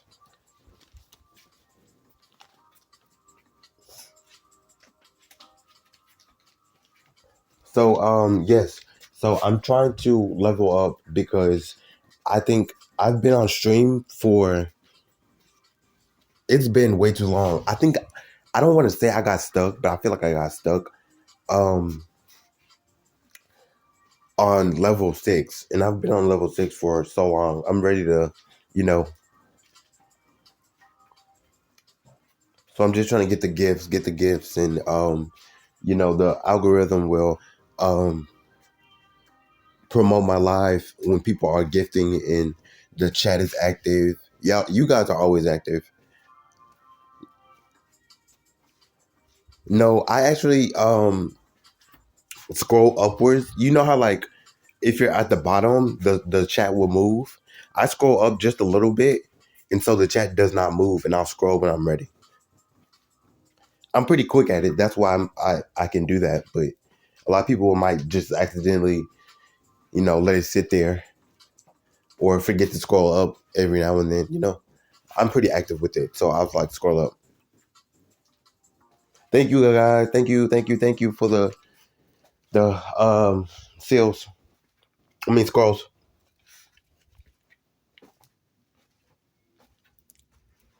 Okay. A whole bunch of silver scrolls.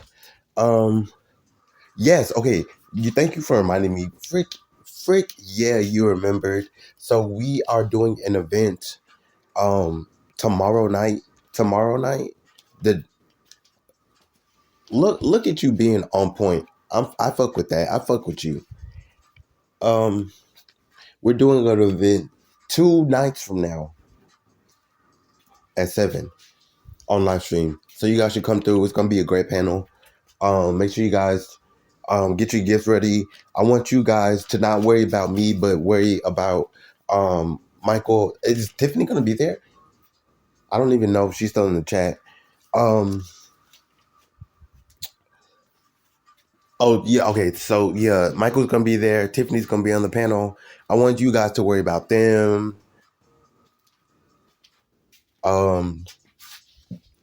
To gift Rami, because Rami is still on like level 3, and I really really want to support him. I'm gonna support him. I'm gonna support everybody on the panel, and I would appreciate it if you guys didn't focus on me, but help them out.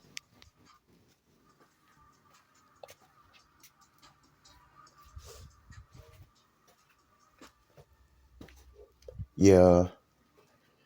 So yeah, it's gonna be a really cool panel. We're gonna do some crazy stuff on live, and then at the end we're gonna play games that they have set up already. I have no idea what games they're gonna be. They're not supposed to tell us, but some of us already know.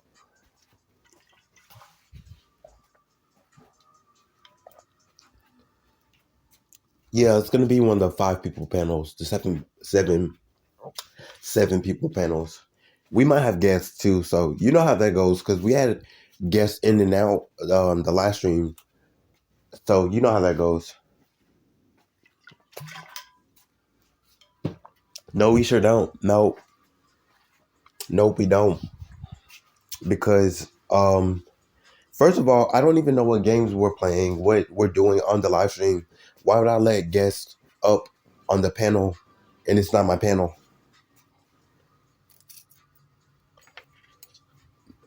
How would I even do that?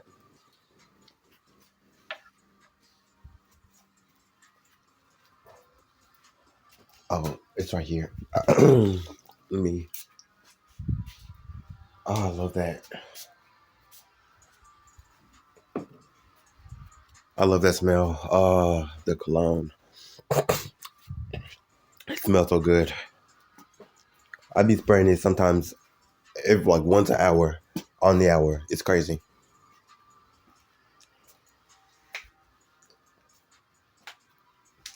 Hell yeah, I waste cologne. Hell yeah, I do.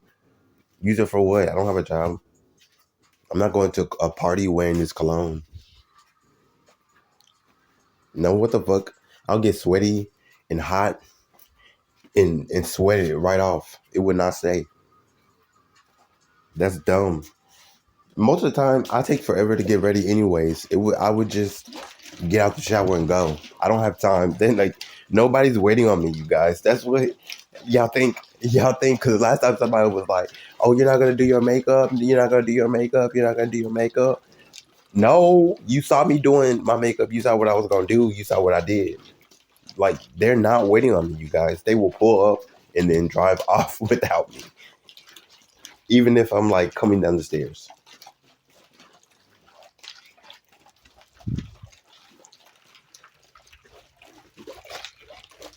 Yeah, they do not wait for me. So I just I don't know. I just have to take it easy with all that. I get out the shower. It takes me already fucking 30 minutes to pick an outfit, and then I change it 12 times.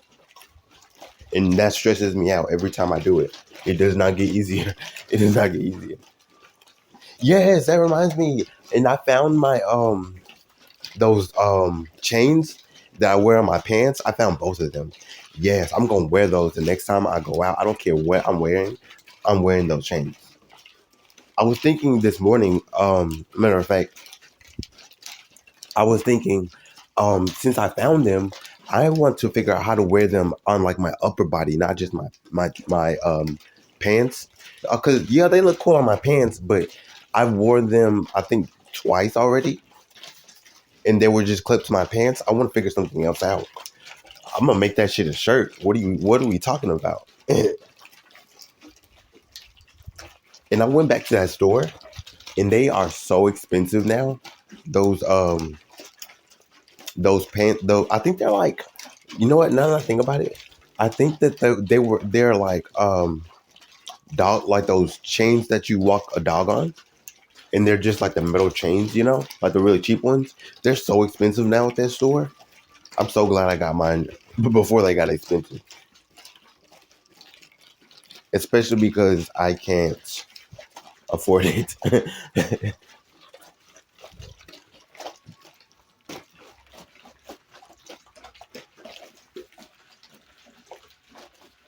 That's okay. We've raised almost $50. Yeah. Oh, and then the boxes. I was looking at where it says the sales. You know how it will tell you like each individual how much you got of that one, not how much you made in total. I don't know why. They should change that. That's a weird feature on this live streaming app. I think.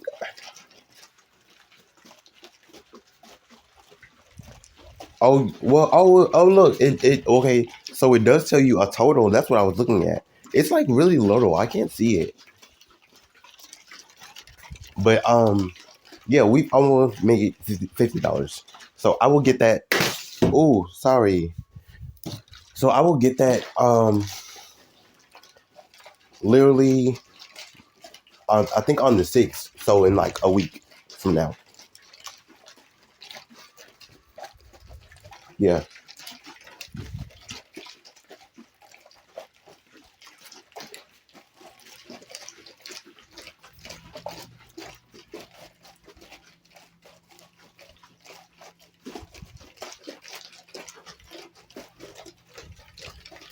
Hi Rachel. Welcome to the chat. What's good? What's good? How are you? Oh, thank you for the heart emojis. Um,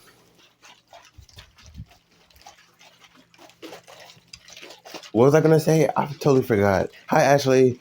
I saw that they are trying to make the where you can like cash out all your coins, your diamonds, to what else is there? I'm sorry, my brain is so everywhere. What else is there? There's coins, diamonds. Oh, and your star. I don't know because I haven't gotten that far. The star coins. Is it like star coins, you guys? Who here is on a high enough level for that? I want to know. Let me see. Let me see. Ashley is. Rachel is. That one. 1991 Queenie is. Okay. Period. Hold on. Period. Let me. Okay. Um. Because I'm not sure. I'm not that far yet. But they're trying to make it to. I saw that update where they're trying to make it the 15th and not the 6th anymore, where you can get your money. I'm like, I hate that. I low key hate that because I feel like if they moved it once, they're gonna start moving it a bunch of times. Yes, the music is still on. Yeah, I feel like they're gonna start moving it.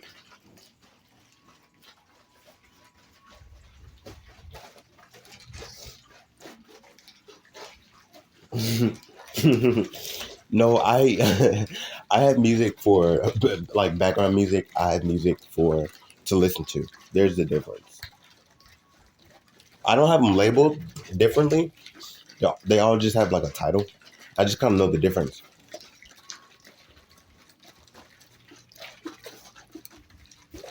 Thomas said, "How many playlists do you have?" I have, I think like 120. I think. Oh, 119 because one of those playlists is like it was like a recommended playlist, and I went through and saved each one so I could listen to it again. Ask me how many times I listened to it. No, literally, I listened to it like once, and I was zooming through it, skipping songs. It was a good playlist, so that's why I saved it, but I just never listened to it. It was like house music.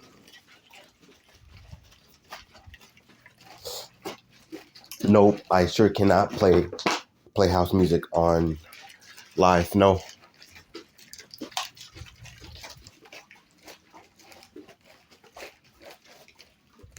it was fun though.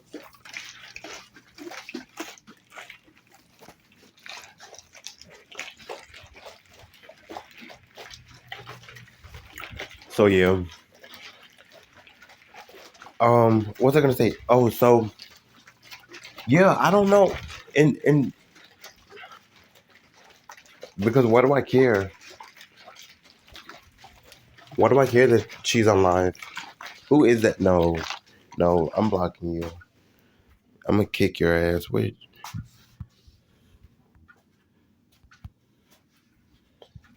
because I do not want you on my live stream talking about somebody else, a different live streamer. No, we're talking about me right now. Be for real. Someone said BYOB. Yes. Okay. So you guys, we are having an event 2 nights from now. Make sure you guys are coming and ready to give. I was saying earlier. Sorry.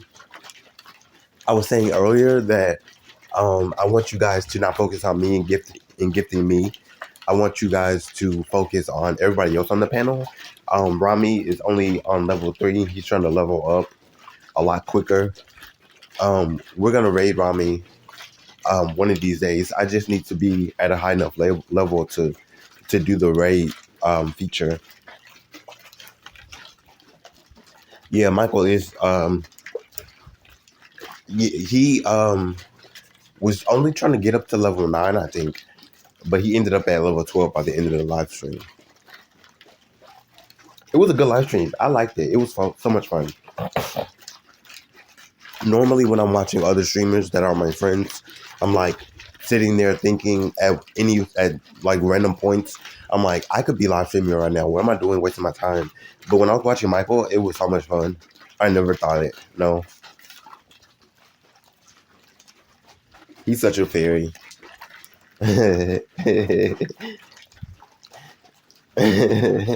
Yeah, he's such a fairy.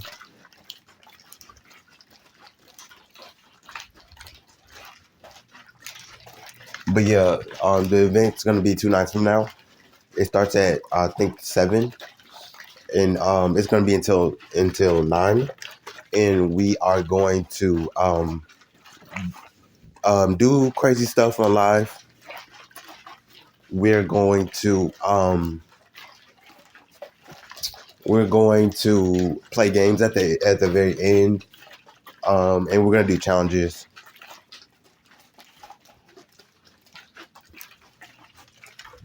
Yes, there will be a panel match. I think it's gonna be a 3-on-3, and then we're each gonna like choose the person that we want to versus. Yep, yep, yep. Hell no, no. I'm actually. You guys will see when the live happens. How about that? And we'll do the panel match then. Yes, but okay, but see, that's the thing. I was saying earlier, I don't want you guys to worry about that or the panel match or the panel match. I want you guys to focus on everybody else on the stream and just have fun.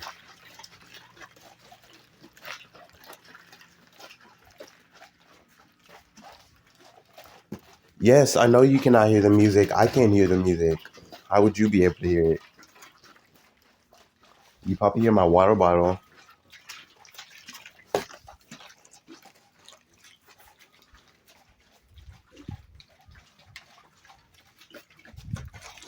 Thank you for the subscribe.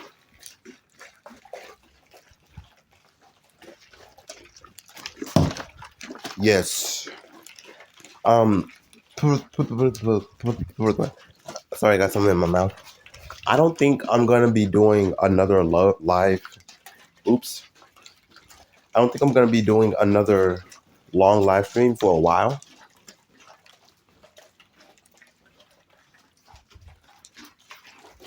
No, it doesn't really help me. That's why.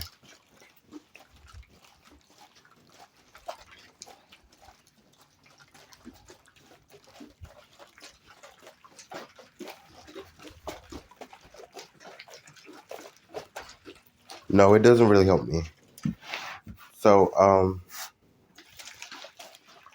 yeah, I think no, I'll be online for as long as I have to. Recently, and probably for like the next 2 months until I get a job, because this is what's supporting me right now, and I really really appreciate y'all's gifts, but I'm broke and I'm broke enough for two people to be broke, and the long streams just don't. I don't get anything out of it. People feel like they can sit there and watch, um, and wait to gift until a certain point, and I don't like it. If people were active the entire stream, of course I would, but I think that's only because I'm only at like a level 6 right now. We're almost to level 7, you guys. I'm not getting off the live until I get to level 7, because Michael's on level 12, Tiffany's on like 15.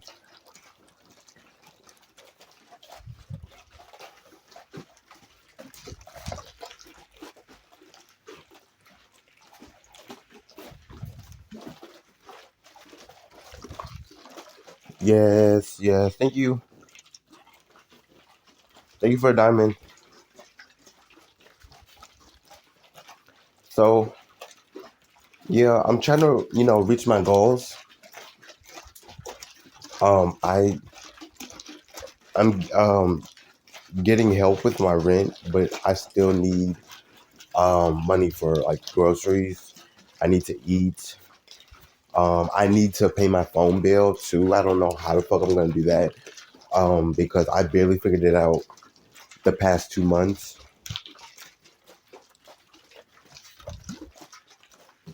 I need to figure that out.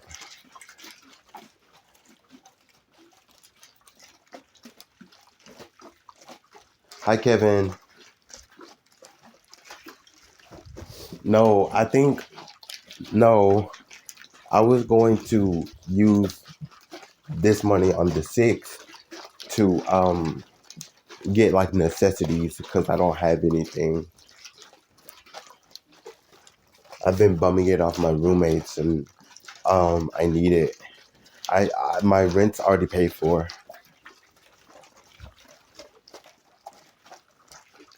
Yeah, I've been bumming it from my roommates. So yeah, I'm staying on live until I get to level 7. I just was doing the gifts for fun. For fun pretty much. But that little bit of money is gonna help a lot. I really appreciate it.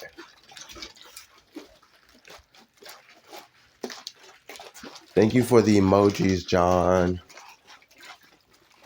Thank you for the emojis, Karen.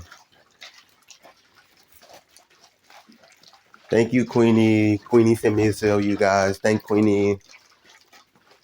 1991.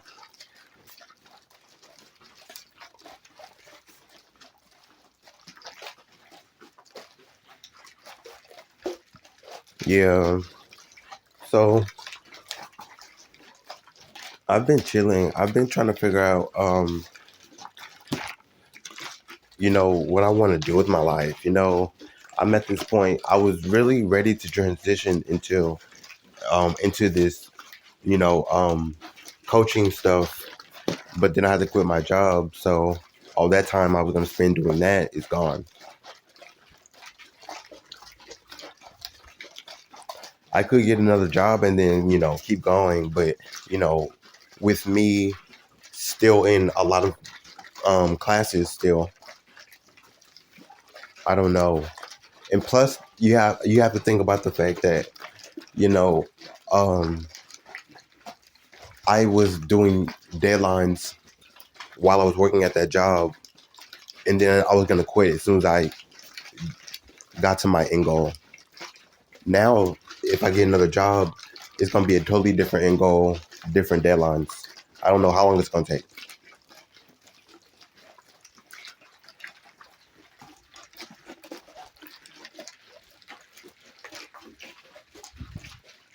I don't know how long it's gonna take, but uh, I don't know. I'm trying not to stress about it. I should be glad I don't have a job right now. I should be glad, but especially because that job really pissed me off every day. But I don't know. I'm still just so stressed about all the little things. I can't afford nothing I want. And then every time I do something like coaching, every time I do something for my coaching stuff, I feel like I could be working on the fact that I could be transitioning into this so I don't have to get another job, right? But the idea of me finishing all my classes and graduating and, you know, scaling my brand and not have to get another job is not possible. That's not possible. Especially if I want to start a coaching firm one day or like an agency.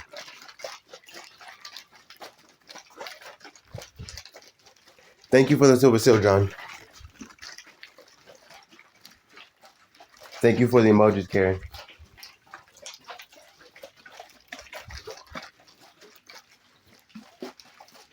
So yeah, I don't know. I'm just not gonna shut. I'm just gonna try to stress about it.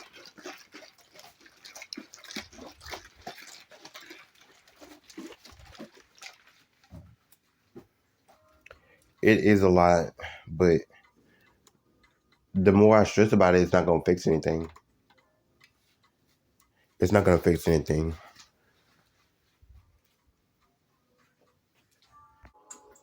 Yeah, so thank you guys. Thank you guys so much. Thank you. Yeah, so that's all we have planned for you know, 2 nights from now. So make sure you guys are there. Make sure you guys are ready to send gifts. It's gonna be so much fun. It's gonna be so much fun.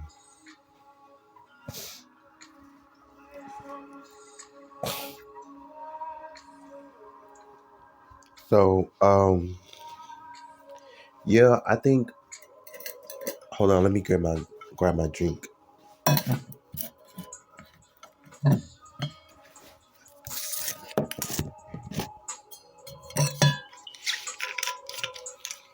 Yeah, it's gonna be so much fun, you guys.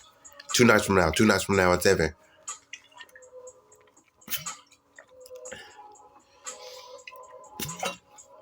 Thank you guys. If I could just get the dragons, then we would be good. Let me see. Hold on.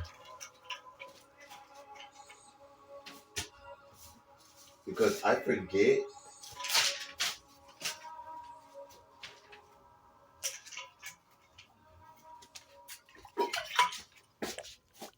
I forget. But I wrote it down when I was looking directly at it, so I remember. Yes, thank you guys. Thank you guys for the coins, for the silver scroll.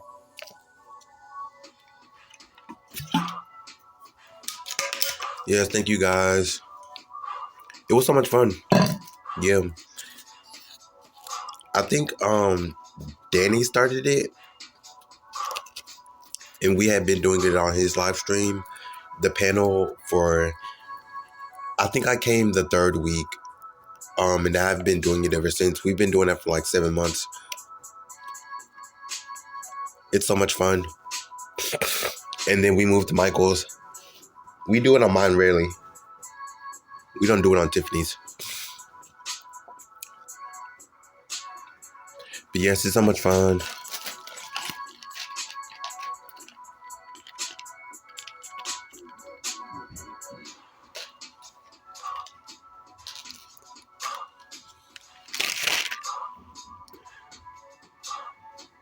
Yeah. Oh, but anyways, so... Oh, can you guys hear the music? I was just making sure. Can you guys hear it?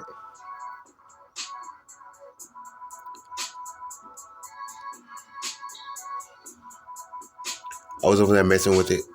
I had to go to a different playlist. So I think next live stream, our goal is to get gifts, send gifts. So we're gonna try to send gifts to back and forth. I'm super excited about that. I hope you guys are there. Make sure you guys. Oh, thank you. Oh, thank you. Oh my gosh, thank you so much. I hope you guys are there. We are gonna be sending gifts back and forth. Hopefully, I'm at a new level when we get to do it tomorrow. Yeah, it'll be. I see. I can't promise a set time, but it will be tomorrow in the morning. So if you get on in the morning, I will more likely be on already.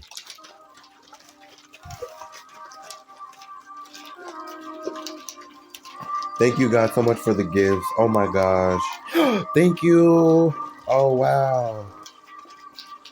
Wow, thank you.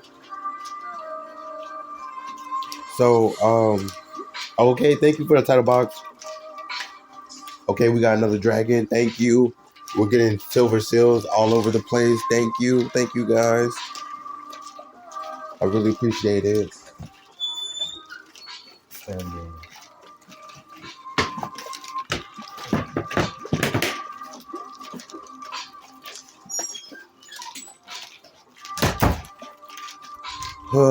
I've been tired. I think it's because I've been sick.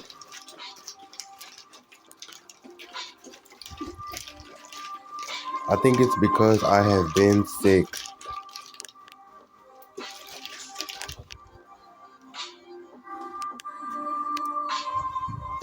But I don't know. I'm not sure. I wasn't really. Well, I kind of was, is why I'm thinking that. I'm not really sure.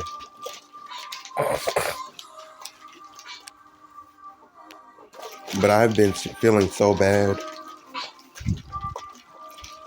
I've been feeling so bad lately. Thank you guys so much for y'all support. I really appreciate it, especially when I'm going through such a hard time.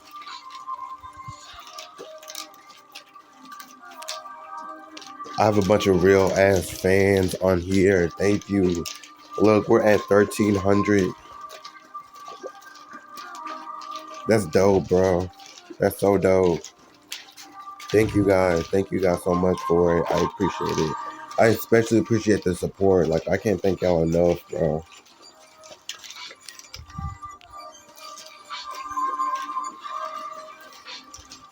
Yes, the live stream will be tomorrow in the morning. I will be live all morning, probably until like 1. I'm going to try to wake up early because I know I'm going to go to bed early tonight. So I'm going to try to wake up early and just be on live stream all night. I mean, all night, all morning, right? Somebody says because I don't have plans tonight. Yeah.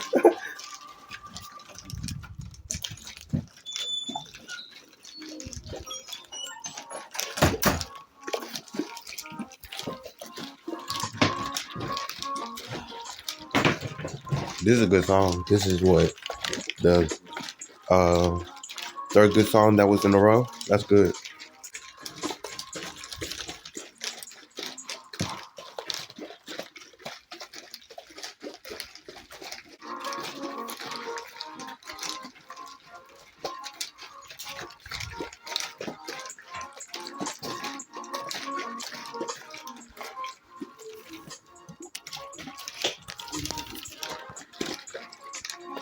I'm trying to screenshot that.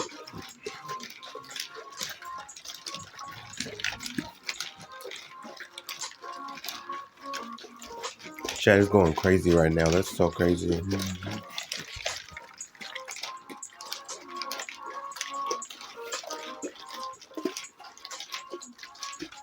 I love this chat.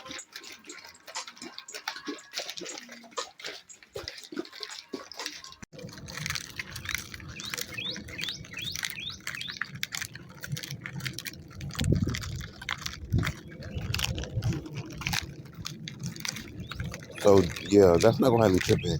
But anyways,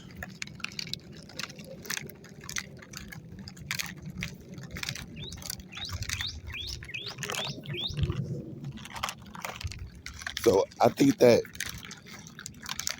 I don't know. I think I can try to, push it on Twitter, on Facebook. I could try on Instagram.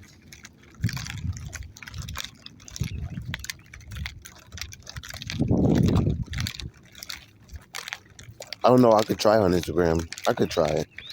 That's the least I could do, right?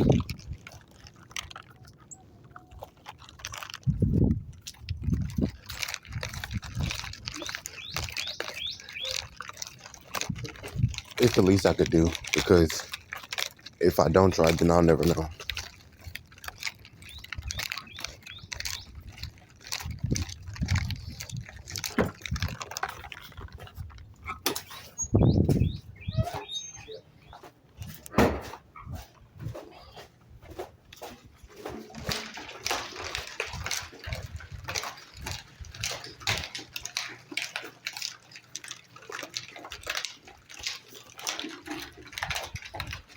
So yeah, I'm going to try to um, get the content ready first, I think.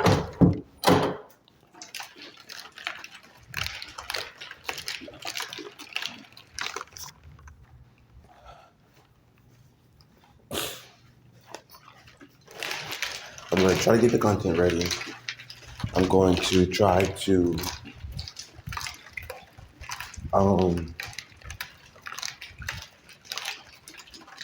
batch as much stuff as I can, batch as much stuff as possible in like 4 days, right? I'm not going to even do like a week, in like 4 days, and then just start rapid posting because I don't even know what's really going on with that.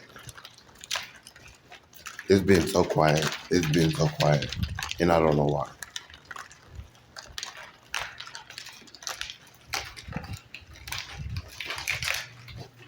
Thank you. Thank you for the gift. I need a box, and I need someone to send me a dragon.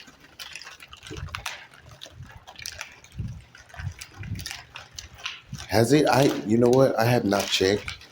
Oh, it's right there. It should be on my screen somewhere. It's right there, I think. 243. That's all right. I mean, that's the thing though. Like, I'm not trying to be like the number one. Where's Danny then? Where's um, Michael on the ranking? Oh, okay. So he's like 100 ahead of me. I'm not trying to be like a top streamer or anything.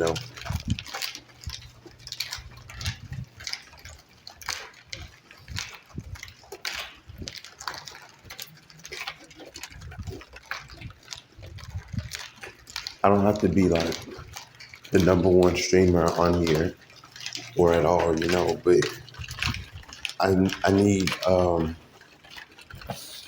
to work on my funnels. It does not help that I, feel like shit today.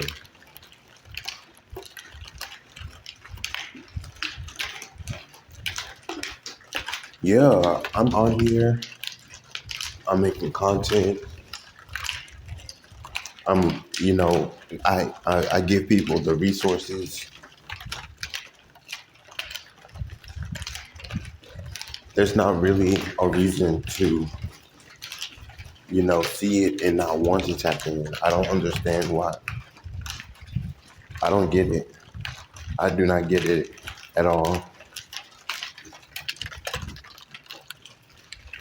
I'm not sure if it's because my reach is bad, but I will try to fix that the best I can. I don't know. I don't know because, like, in my head, I'm like, it's because of my appearance or something. I don't know.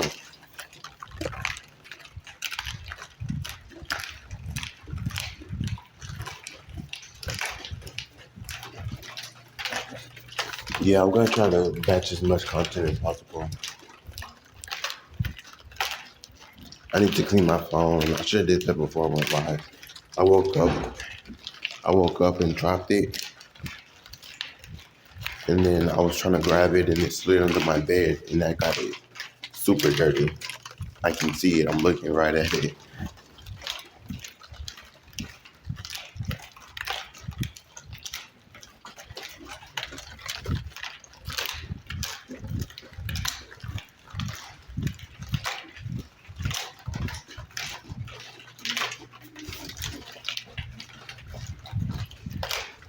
Maybe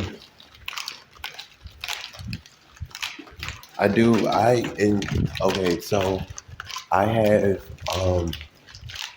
a hard drive that I have designated for all the content for the Telegram group. And if you guys don't know about the Telegram group, it's a spiritual group called it's called Life Society. And it's basically like a group where you can get connected and network and meet other spiritual people. It's super fun though. It's like very laid back spiritual stuff. But at the same time, that is not designated for transformation, right? Just kind of like a life, a lifestyle thing.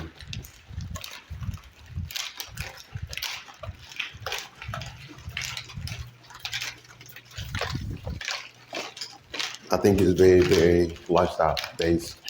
But yeah, I share everything, all my content that I have from the internet, right? News reports, updates. I talk about spiritual gurus. I share commentary videos that I love. I share the memes that I love. I share video essays. I share books, music, zines, all that. I share all of it in that group.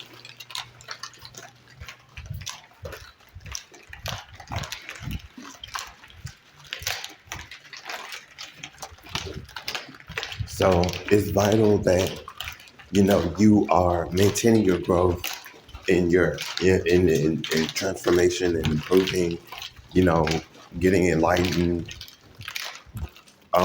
being a leader, all that stuff. But this is more of like a for a lifestyle thing. Oh, for the person who asked, it's free. You don't have to pay anything to be a part of the group. But in the group, on the group page, it says that there won't be any updates until we get to our quota. Yeah, I think that I need to share it more often. I haven't seen anyone. I haven't really made a lot of content. I've been struggling with that. I think I made a little bit. I think I made like 8 clips to post.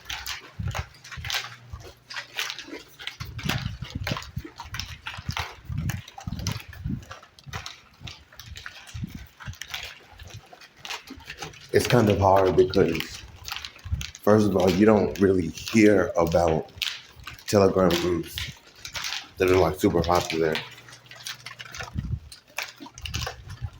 let alone, like the marketing for it, the niche for it is kind of not there because people, like don't go looking for that. But I want people that already have the app that are, huh? Yeah, I'm broke. I don't have no money. I'm back.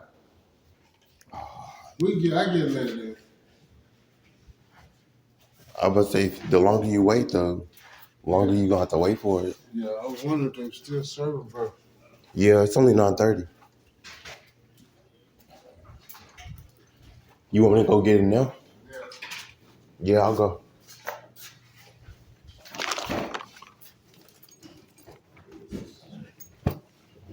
With a breakfast burrito with bacon or bacon and eggs. A breakfast burrito or bacon and egg sandwich. Breakfast burrito with bacon. Okay. Yeah, or bacon and egg sandwich. They don't have breakfast burrito. Okay. And some jelly. And some jelly. I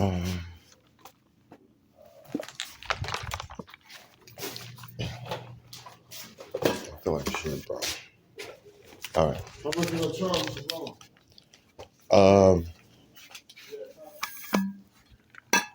Give me 2 and I'll be good. Right, can I get 3? Yeah. 3. 3 is fine. I'm going there and straight back, okay?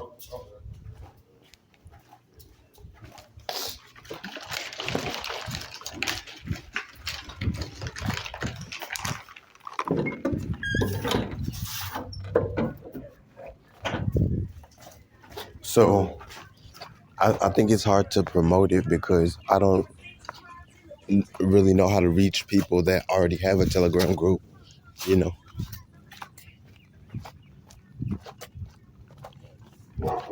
Someone said I could find people that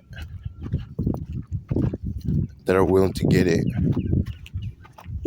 Yeah, but if I was willing to do that, I would have done it already.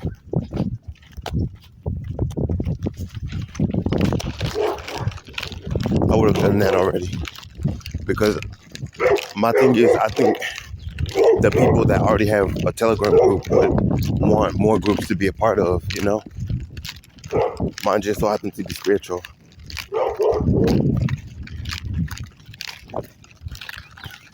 I don't really know. I'm not sure yet. But I do need to figure it out, though.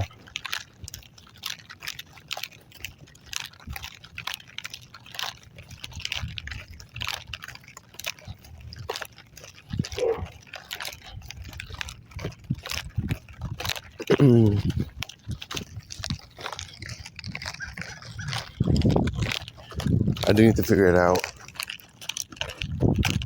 So anyways, we're going to run to the store, you guys.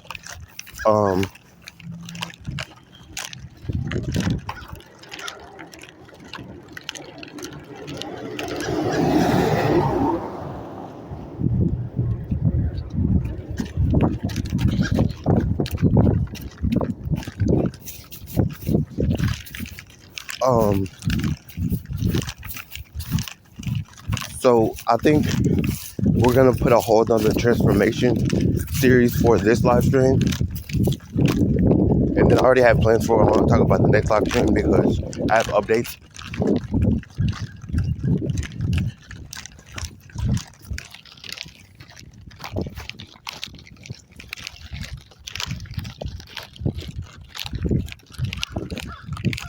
But yeah. Don't worry. I'm gonna share some updates again with you guys. Before that live stream, this live stream at the end.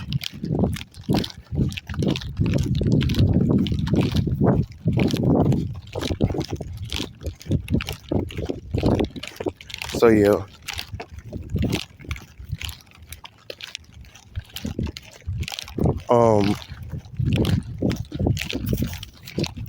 What are we talking about? What were we talking about this live stream?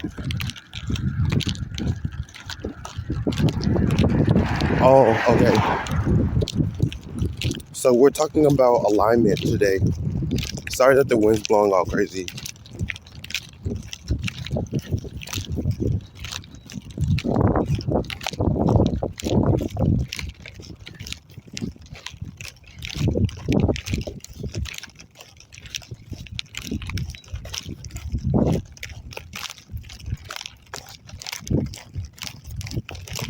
So I think some of y'all have known because I talked about it before, but I'm gonna recover it. So I'm sorry. Bear with me. Just stick with me, and we're gonna get through it. But I talked about it before about how alignment is adapting.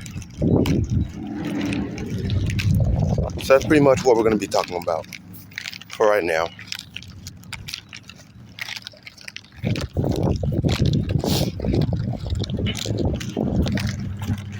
Because alignment is one thing that a lot of spiritualists don't teach you, right? Is that alignment is basically the awareness, right? But to stay aligned with the divine, with the universe, with your cosmic alignment, you have to understand something, and that's that everything is gonna change, everything is gonna shift, and it's not in your control. You just have to be willing to go with the flow, and to do what you can, do what you can. Sorry, to just try to be, you know, above it, right? Because to keep your head above the water is not about you having to understand it, and you might not be at that point yet, but a lot of spiritualists get to that point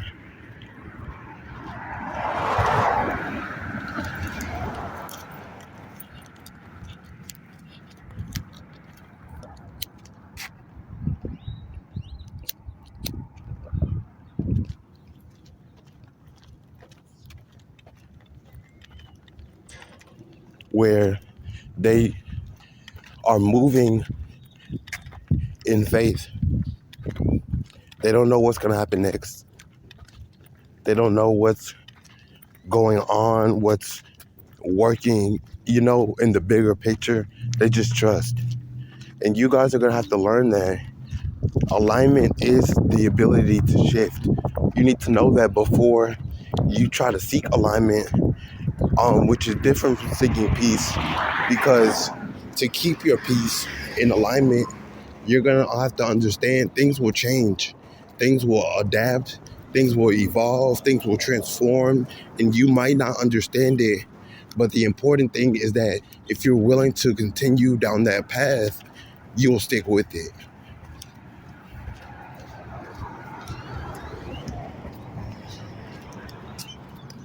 You'll stick with it. So you have to understand that it takes patience, it takes faith, it takes for you to, you know, just believe that it'll work out. It'll work out. But you have to believe that it's unfolding, that it's unfolding in the right way. So yeah, I think that with alignment, you have to be ready to embrace the change that comes, whether you're ready for it or, it's unexpected. I think that you have to be ready for those type of, circumstances, those type of experiences, those type of situations, because that's what alignment is. A lot of us have this misconception about alignment that, like once we achieve alignment, like it's some set goal, right? Our end game goal, that we will reach a pivotal point, when in reality it's just the point of pivoting continuously. So I wanted to talk about that. I'm really good at that. I'm really good at changing. I've embraced change very well. One time I think I was talking about that, and I said something about change, you don't know where change goes, but that is the beauty of being willing to go wherever, the universe is trying to lead you to, right? Because it's important, because you never know what direction you're going in sometimes, and it can be hectic, and it could be confusing, and it could be very nerve-wracking, right? But in those feelings of overwhelming, it's so easy and simple to just close your eyes and just move, and just decide, you're going to move, whether if it's the right direction or not, where you're going, where you don't, if you don't know where you're going, all that. I think it's very soothing because, trust is a very fickle thing in the first place. You trust one person 1 second, and then, all of a sudden you don't, you know? You never know when you stop trusting, but the universe is calling you to just trust the direction that it wants you to take, I was thinking about that yesterday night. I was supposed to be meditating, but I didn't meditate.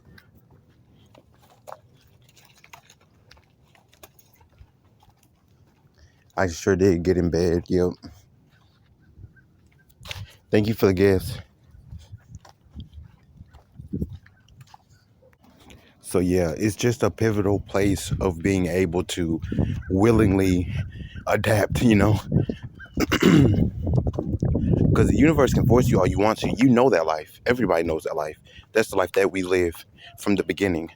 We need to learn to accept the fact that there are times and places where the universe does not want to fight with you about what direction you're supposed to be going. You have to be willing and accept the fact that there needs to be some ease on your behalf. The universe is all about balance. The universe is balance in duality. You have to know when to measure up, when to put up a fight, when not to put up a fight with the universe. Because sometimes you can argue, sometimes you can debate, sometimes you can let your opinion be known, but you still have to do it. You have to know those things. You have to know when the universe is calling you in a direction that you never thought of, or calling you in a direction that, you had already had your mindset that you did not want to go down that path, right? I think sometimes with change, it can be hard because we don't know. I had that problem when I was younger because we moved a lot. But when I grew up, I, immediately grew out of that because I thought I started to grow this mindset of, change is actually beautiful when you think about it. Because as I got older, I realized I consider change things like the seasons, things like the weather, from like a rainy season to like it's finally sunny outside. That's how I imagine change. That's what change is. Change is when the grass starts to grow back after winter, It's just the little things, when a flower sprouts and is growing, but it doesn't bloom yet, and then a season comes where the flower develops, and like it's those things that I consider change.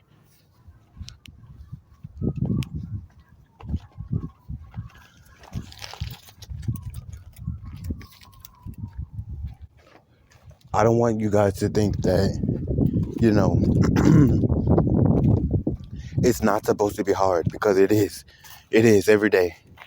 For me, for all the spiritualists you're watching, um, we struggle with that. We especially struggle with change. We hate when things are purposely changed up. We hate when things are, starting to be or feel different, you know? We hate it when someone comes and then shakes up everything. We hate that. We all do. But the fact that you need to learn to embrace it is because you are not adapting if you're not doing it with the amount of willingness that the universe is expecting of you. You're not. Whether it be a lot or a little. And we all know about the expectations of the universe because it's not easy. It's hard. It's hard to deal with that. And it always will be until the day that we die. But when we learn to shift it can be this beautiful transformation that you never even know that will reveal itself a lot later. Wow, you did that with such ease. Wow, I did that the easy way without putting up a fight, and now I can do it right now. Watch me, right? Like, it's just those things that we need to be focused on, that we need to be patient about. It is.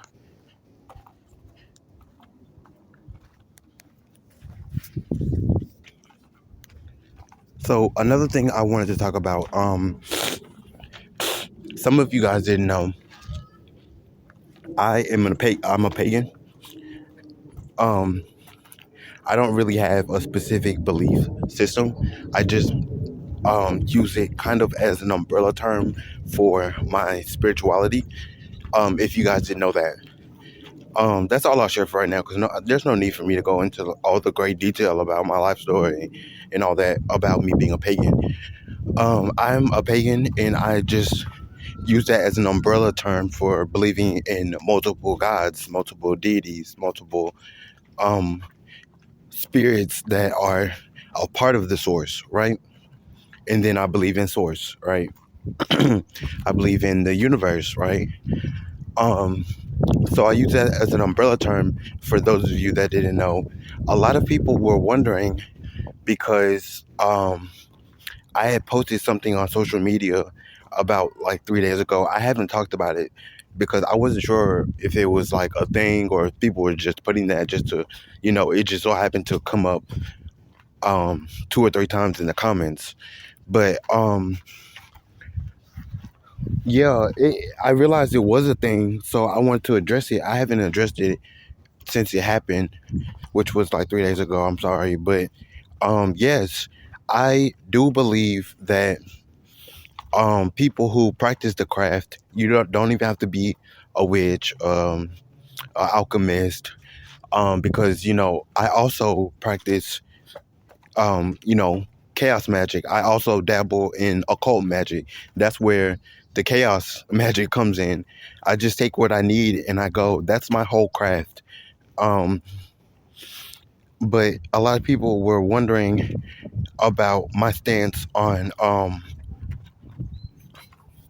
basically it was like, wait, what do you believe in? Do you believe that practitioners and people who practice the craft should be making it easy for people to um access magic like that, or do you stand against it, right? And I never answered. People are still commenting to this day. I responded to one person at the end of those comments that posted something today. um it has like 17 comments, all the same thing. You guys, I have a online wood shop.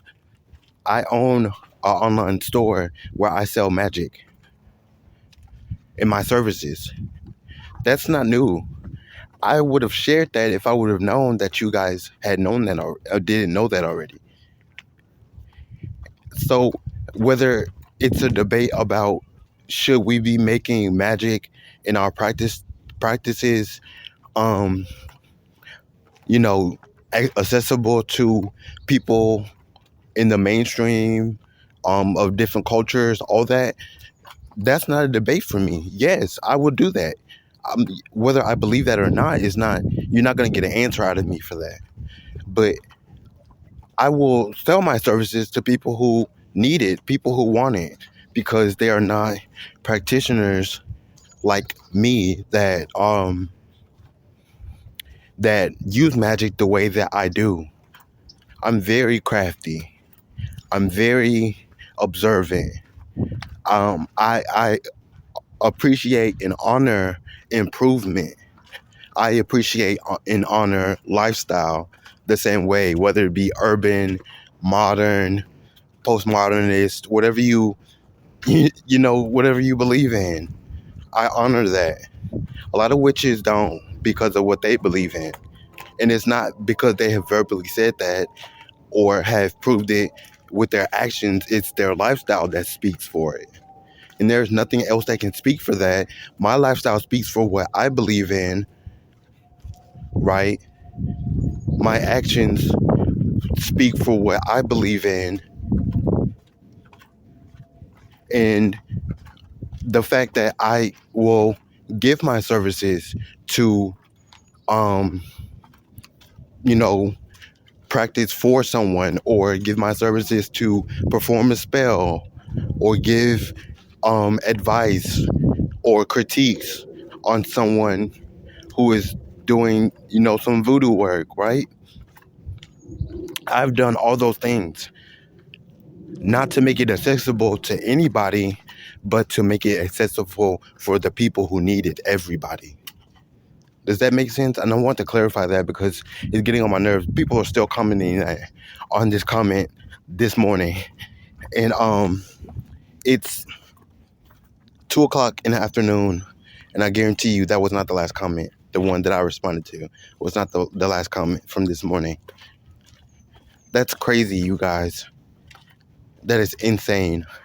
And it's not about, okay, I will give you, it's about the religious point of view, but at the same time, there aren't people who are super, super religious asking for magic spells, that are asking for someone to perform magic for them. There's not.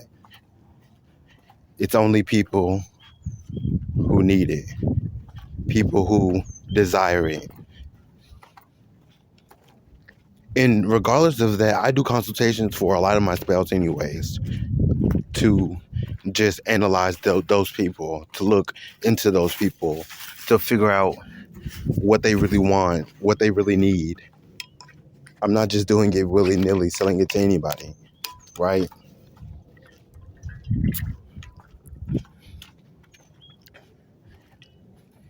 And I respect that. That is the new, today, as of today, that is what the new witch does.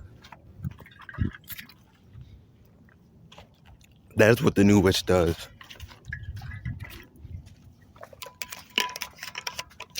And besides, as a pagan, I don't believe in any of that.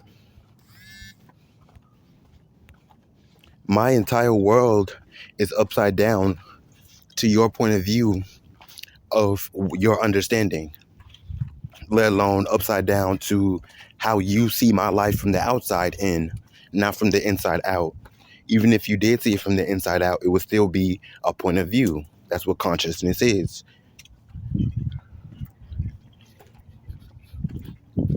Whether I'm a new age pagan, whether I'm a practitioner, whether I'm a voodoo queen, because those people are not having the same problems that I'm having. I can be who I want to be. That's the beauty of being who the fuck you want to be. You can label me and box me in all you want to. Does not mean that I will fit. Does not mean that I will stay. Does not mean I will find alignment in those things. Like I said, I use the term pagan as an umbrella term. Pagan means believer of multiple gods before it means all the other stuff. Because all the other stuff comes with labels that they choose that I will not choose. And a lot of the influencers you watch and follow, you're not giving them a hard time about believing in this deity and also serving a different deity. You're not. But for me, it's like crossing religions or something. It's not that. It will never be that. I will do what I want to, when I want to do it. And so they need to understand that. Do not interact with those people. Don't argue with those people. Don't go back and forth with them. Because some of them I don't even know. If not majority of them. All of them. I don't even know who they are. They're just random followers that I have. Bots. Faceless accounts with, as far as I care. So don't interact with them. Don't argue with them. Don't feel like you brave and trying to tell them about me. And while you're trying to tell them about themselves, somebody should tell them about themselves, but it's not going to be me. So, and it's my post. So why are you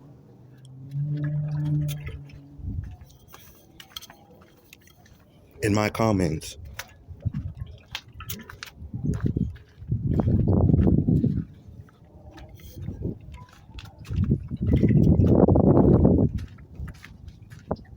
All that to say, just don't feel brave about me in the chats, because I don't care about no other influencers, and and not a single influencer has told me anything ever. I wish they would. I would check that. But as for the bots in the comments and white people, what? No, no, you will never get a response out of me like that. No. So don't fall for it, because I'm not falling for it. But yes, I have an online shop. I used to sell practices. I used to sell teachings. I used to sell actual spells. I used to sell tools to perform spells, different things.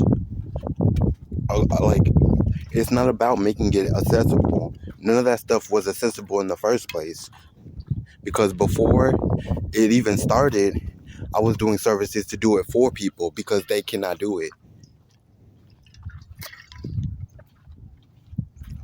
And that's the thing. They're not taking that into consideration. When a witch is buying spells, you know the person that they're buying the spell from knows what they're doing. I would not open I would not open a witch store and let it get successful, wildly successful, if I had bad intentions. Because I sort of believe in 3 times 3, I sort of don't. It don't even really matter to you. So why fall for that?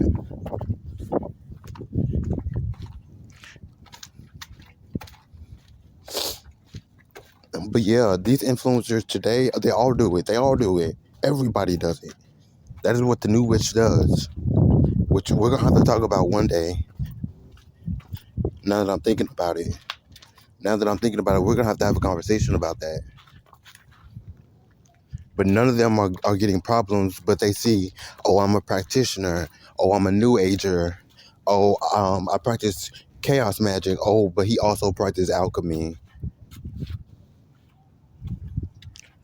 You're mad in my comments leaving posts while I'm doing yoga in an open field with the peace and calm of nature. We have nothing to do with each other. Just saying.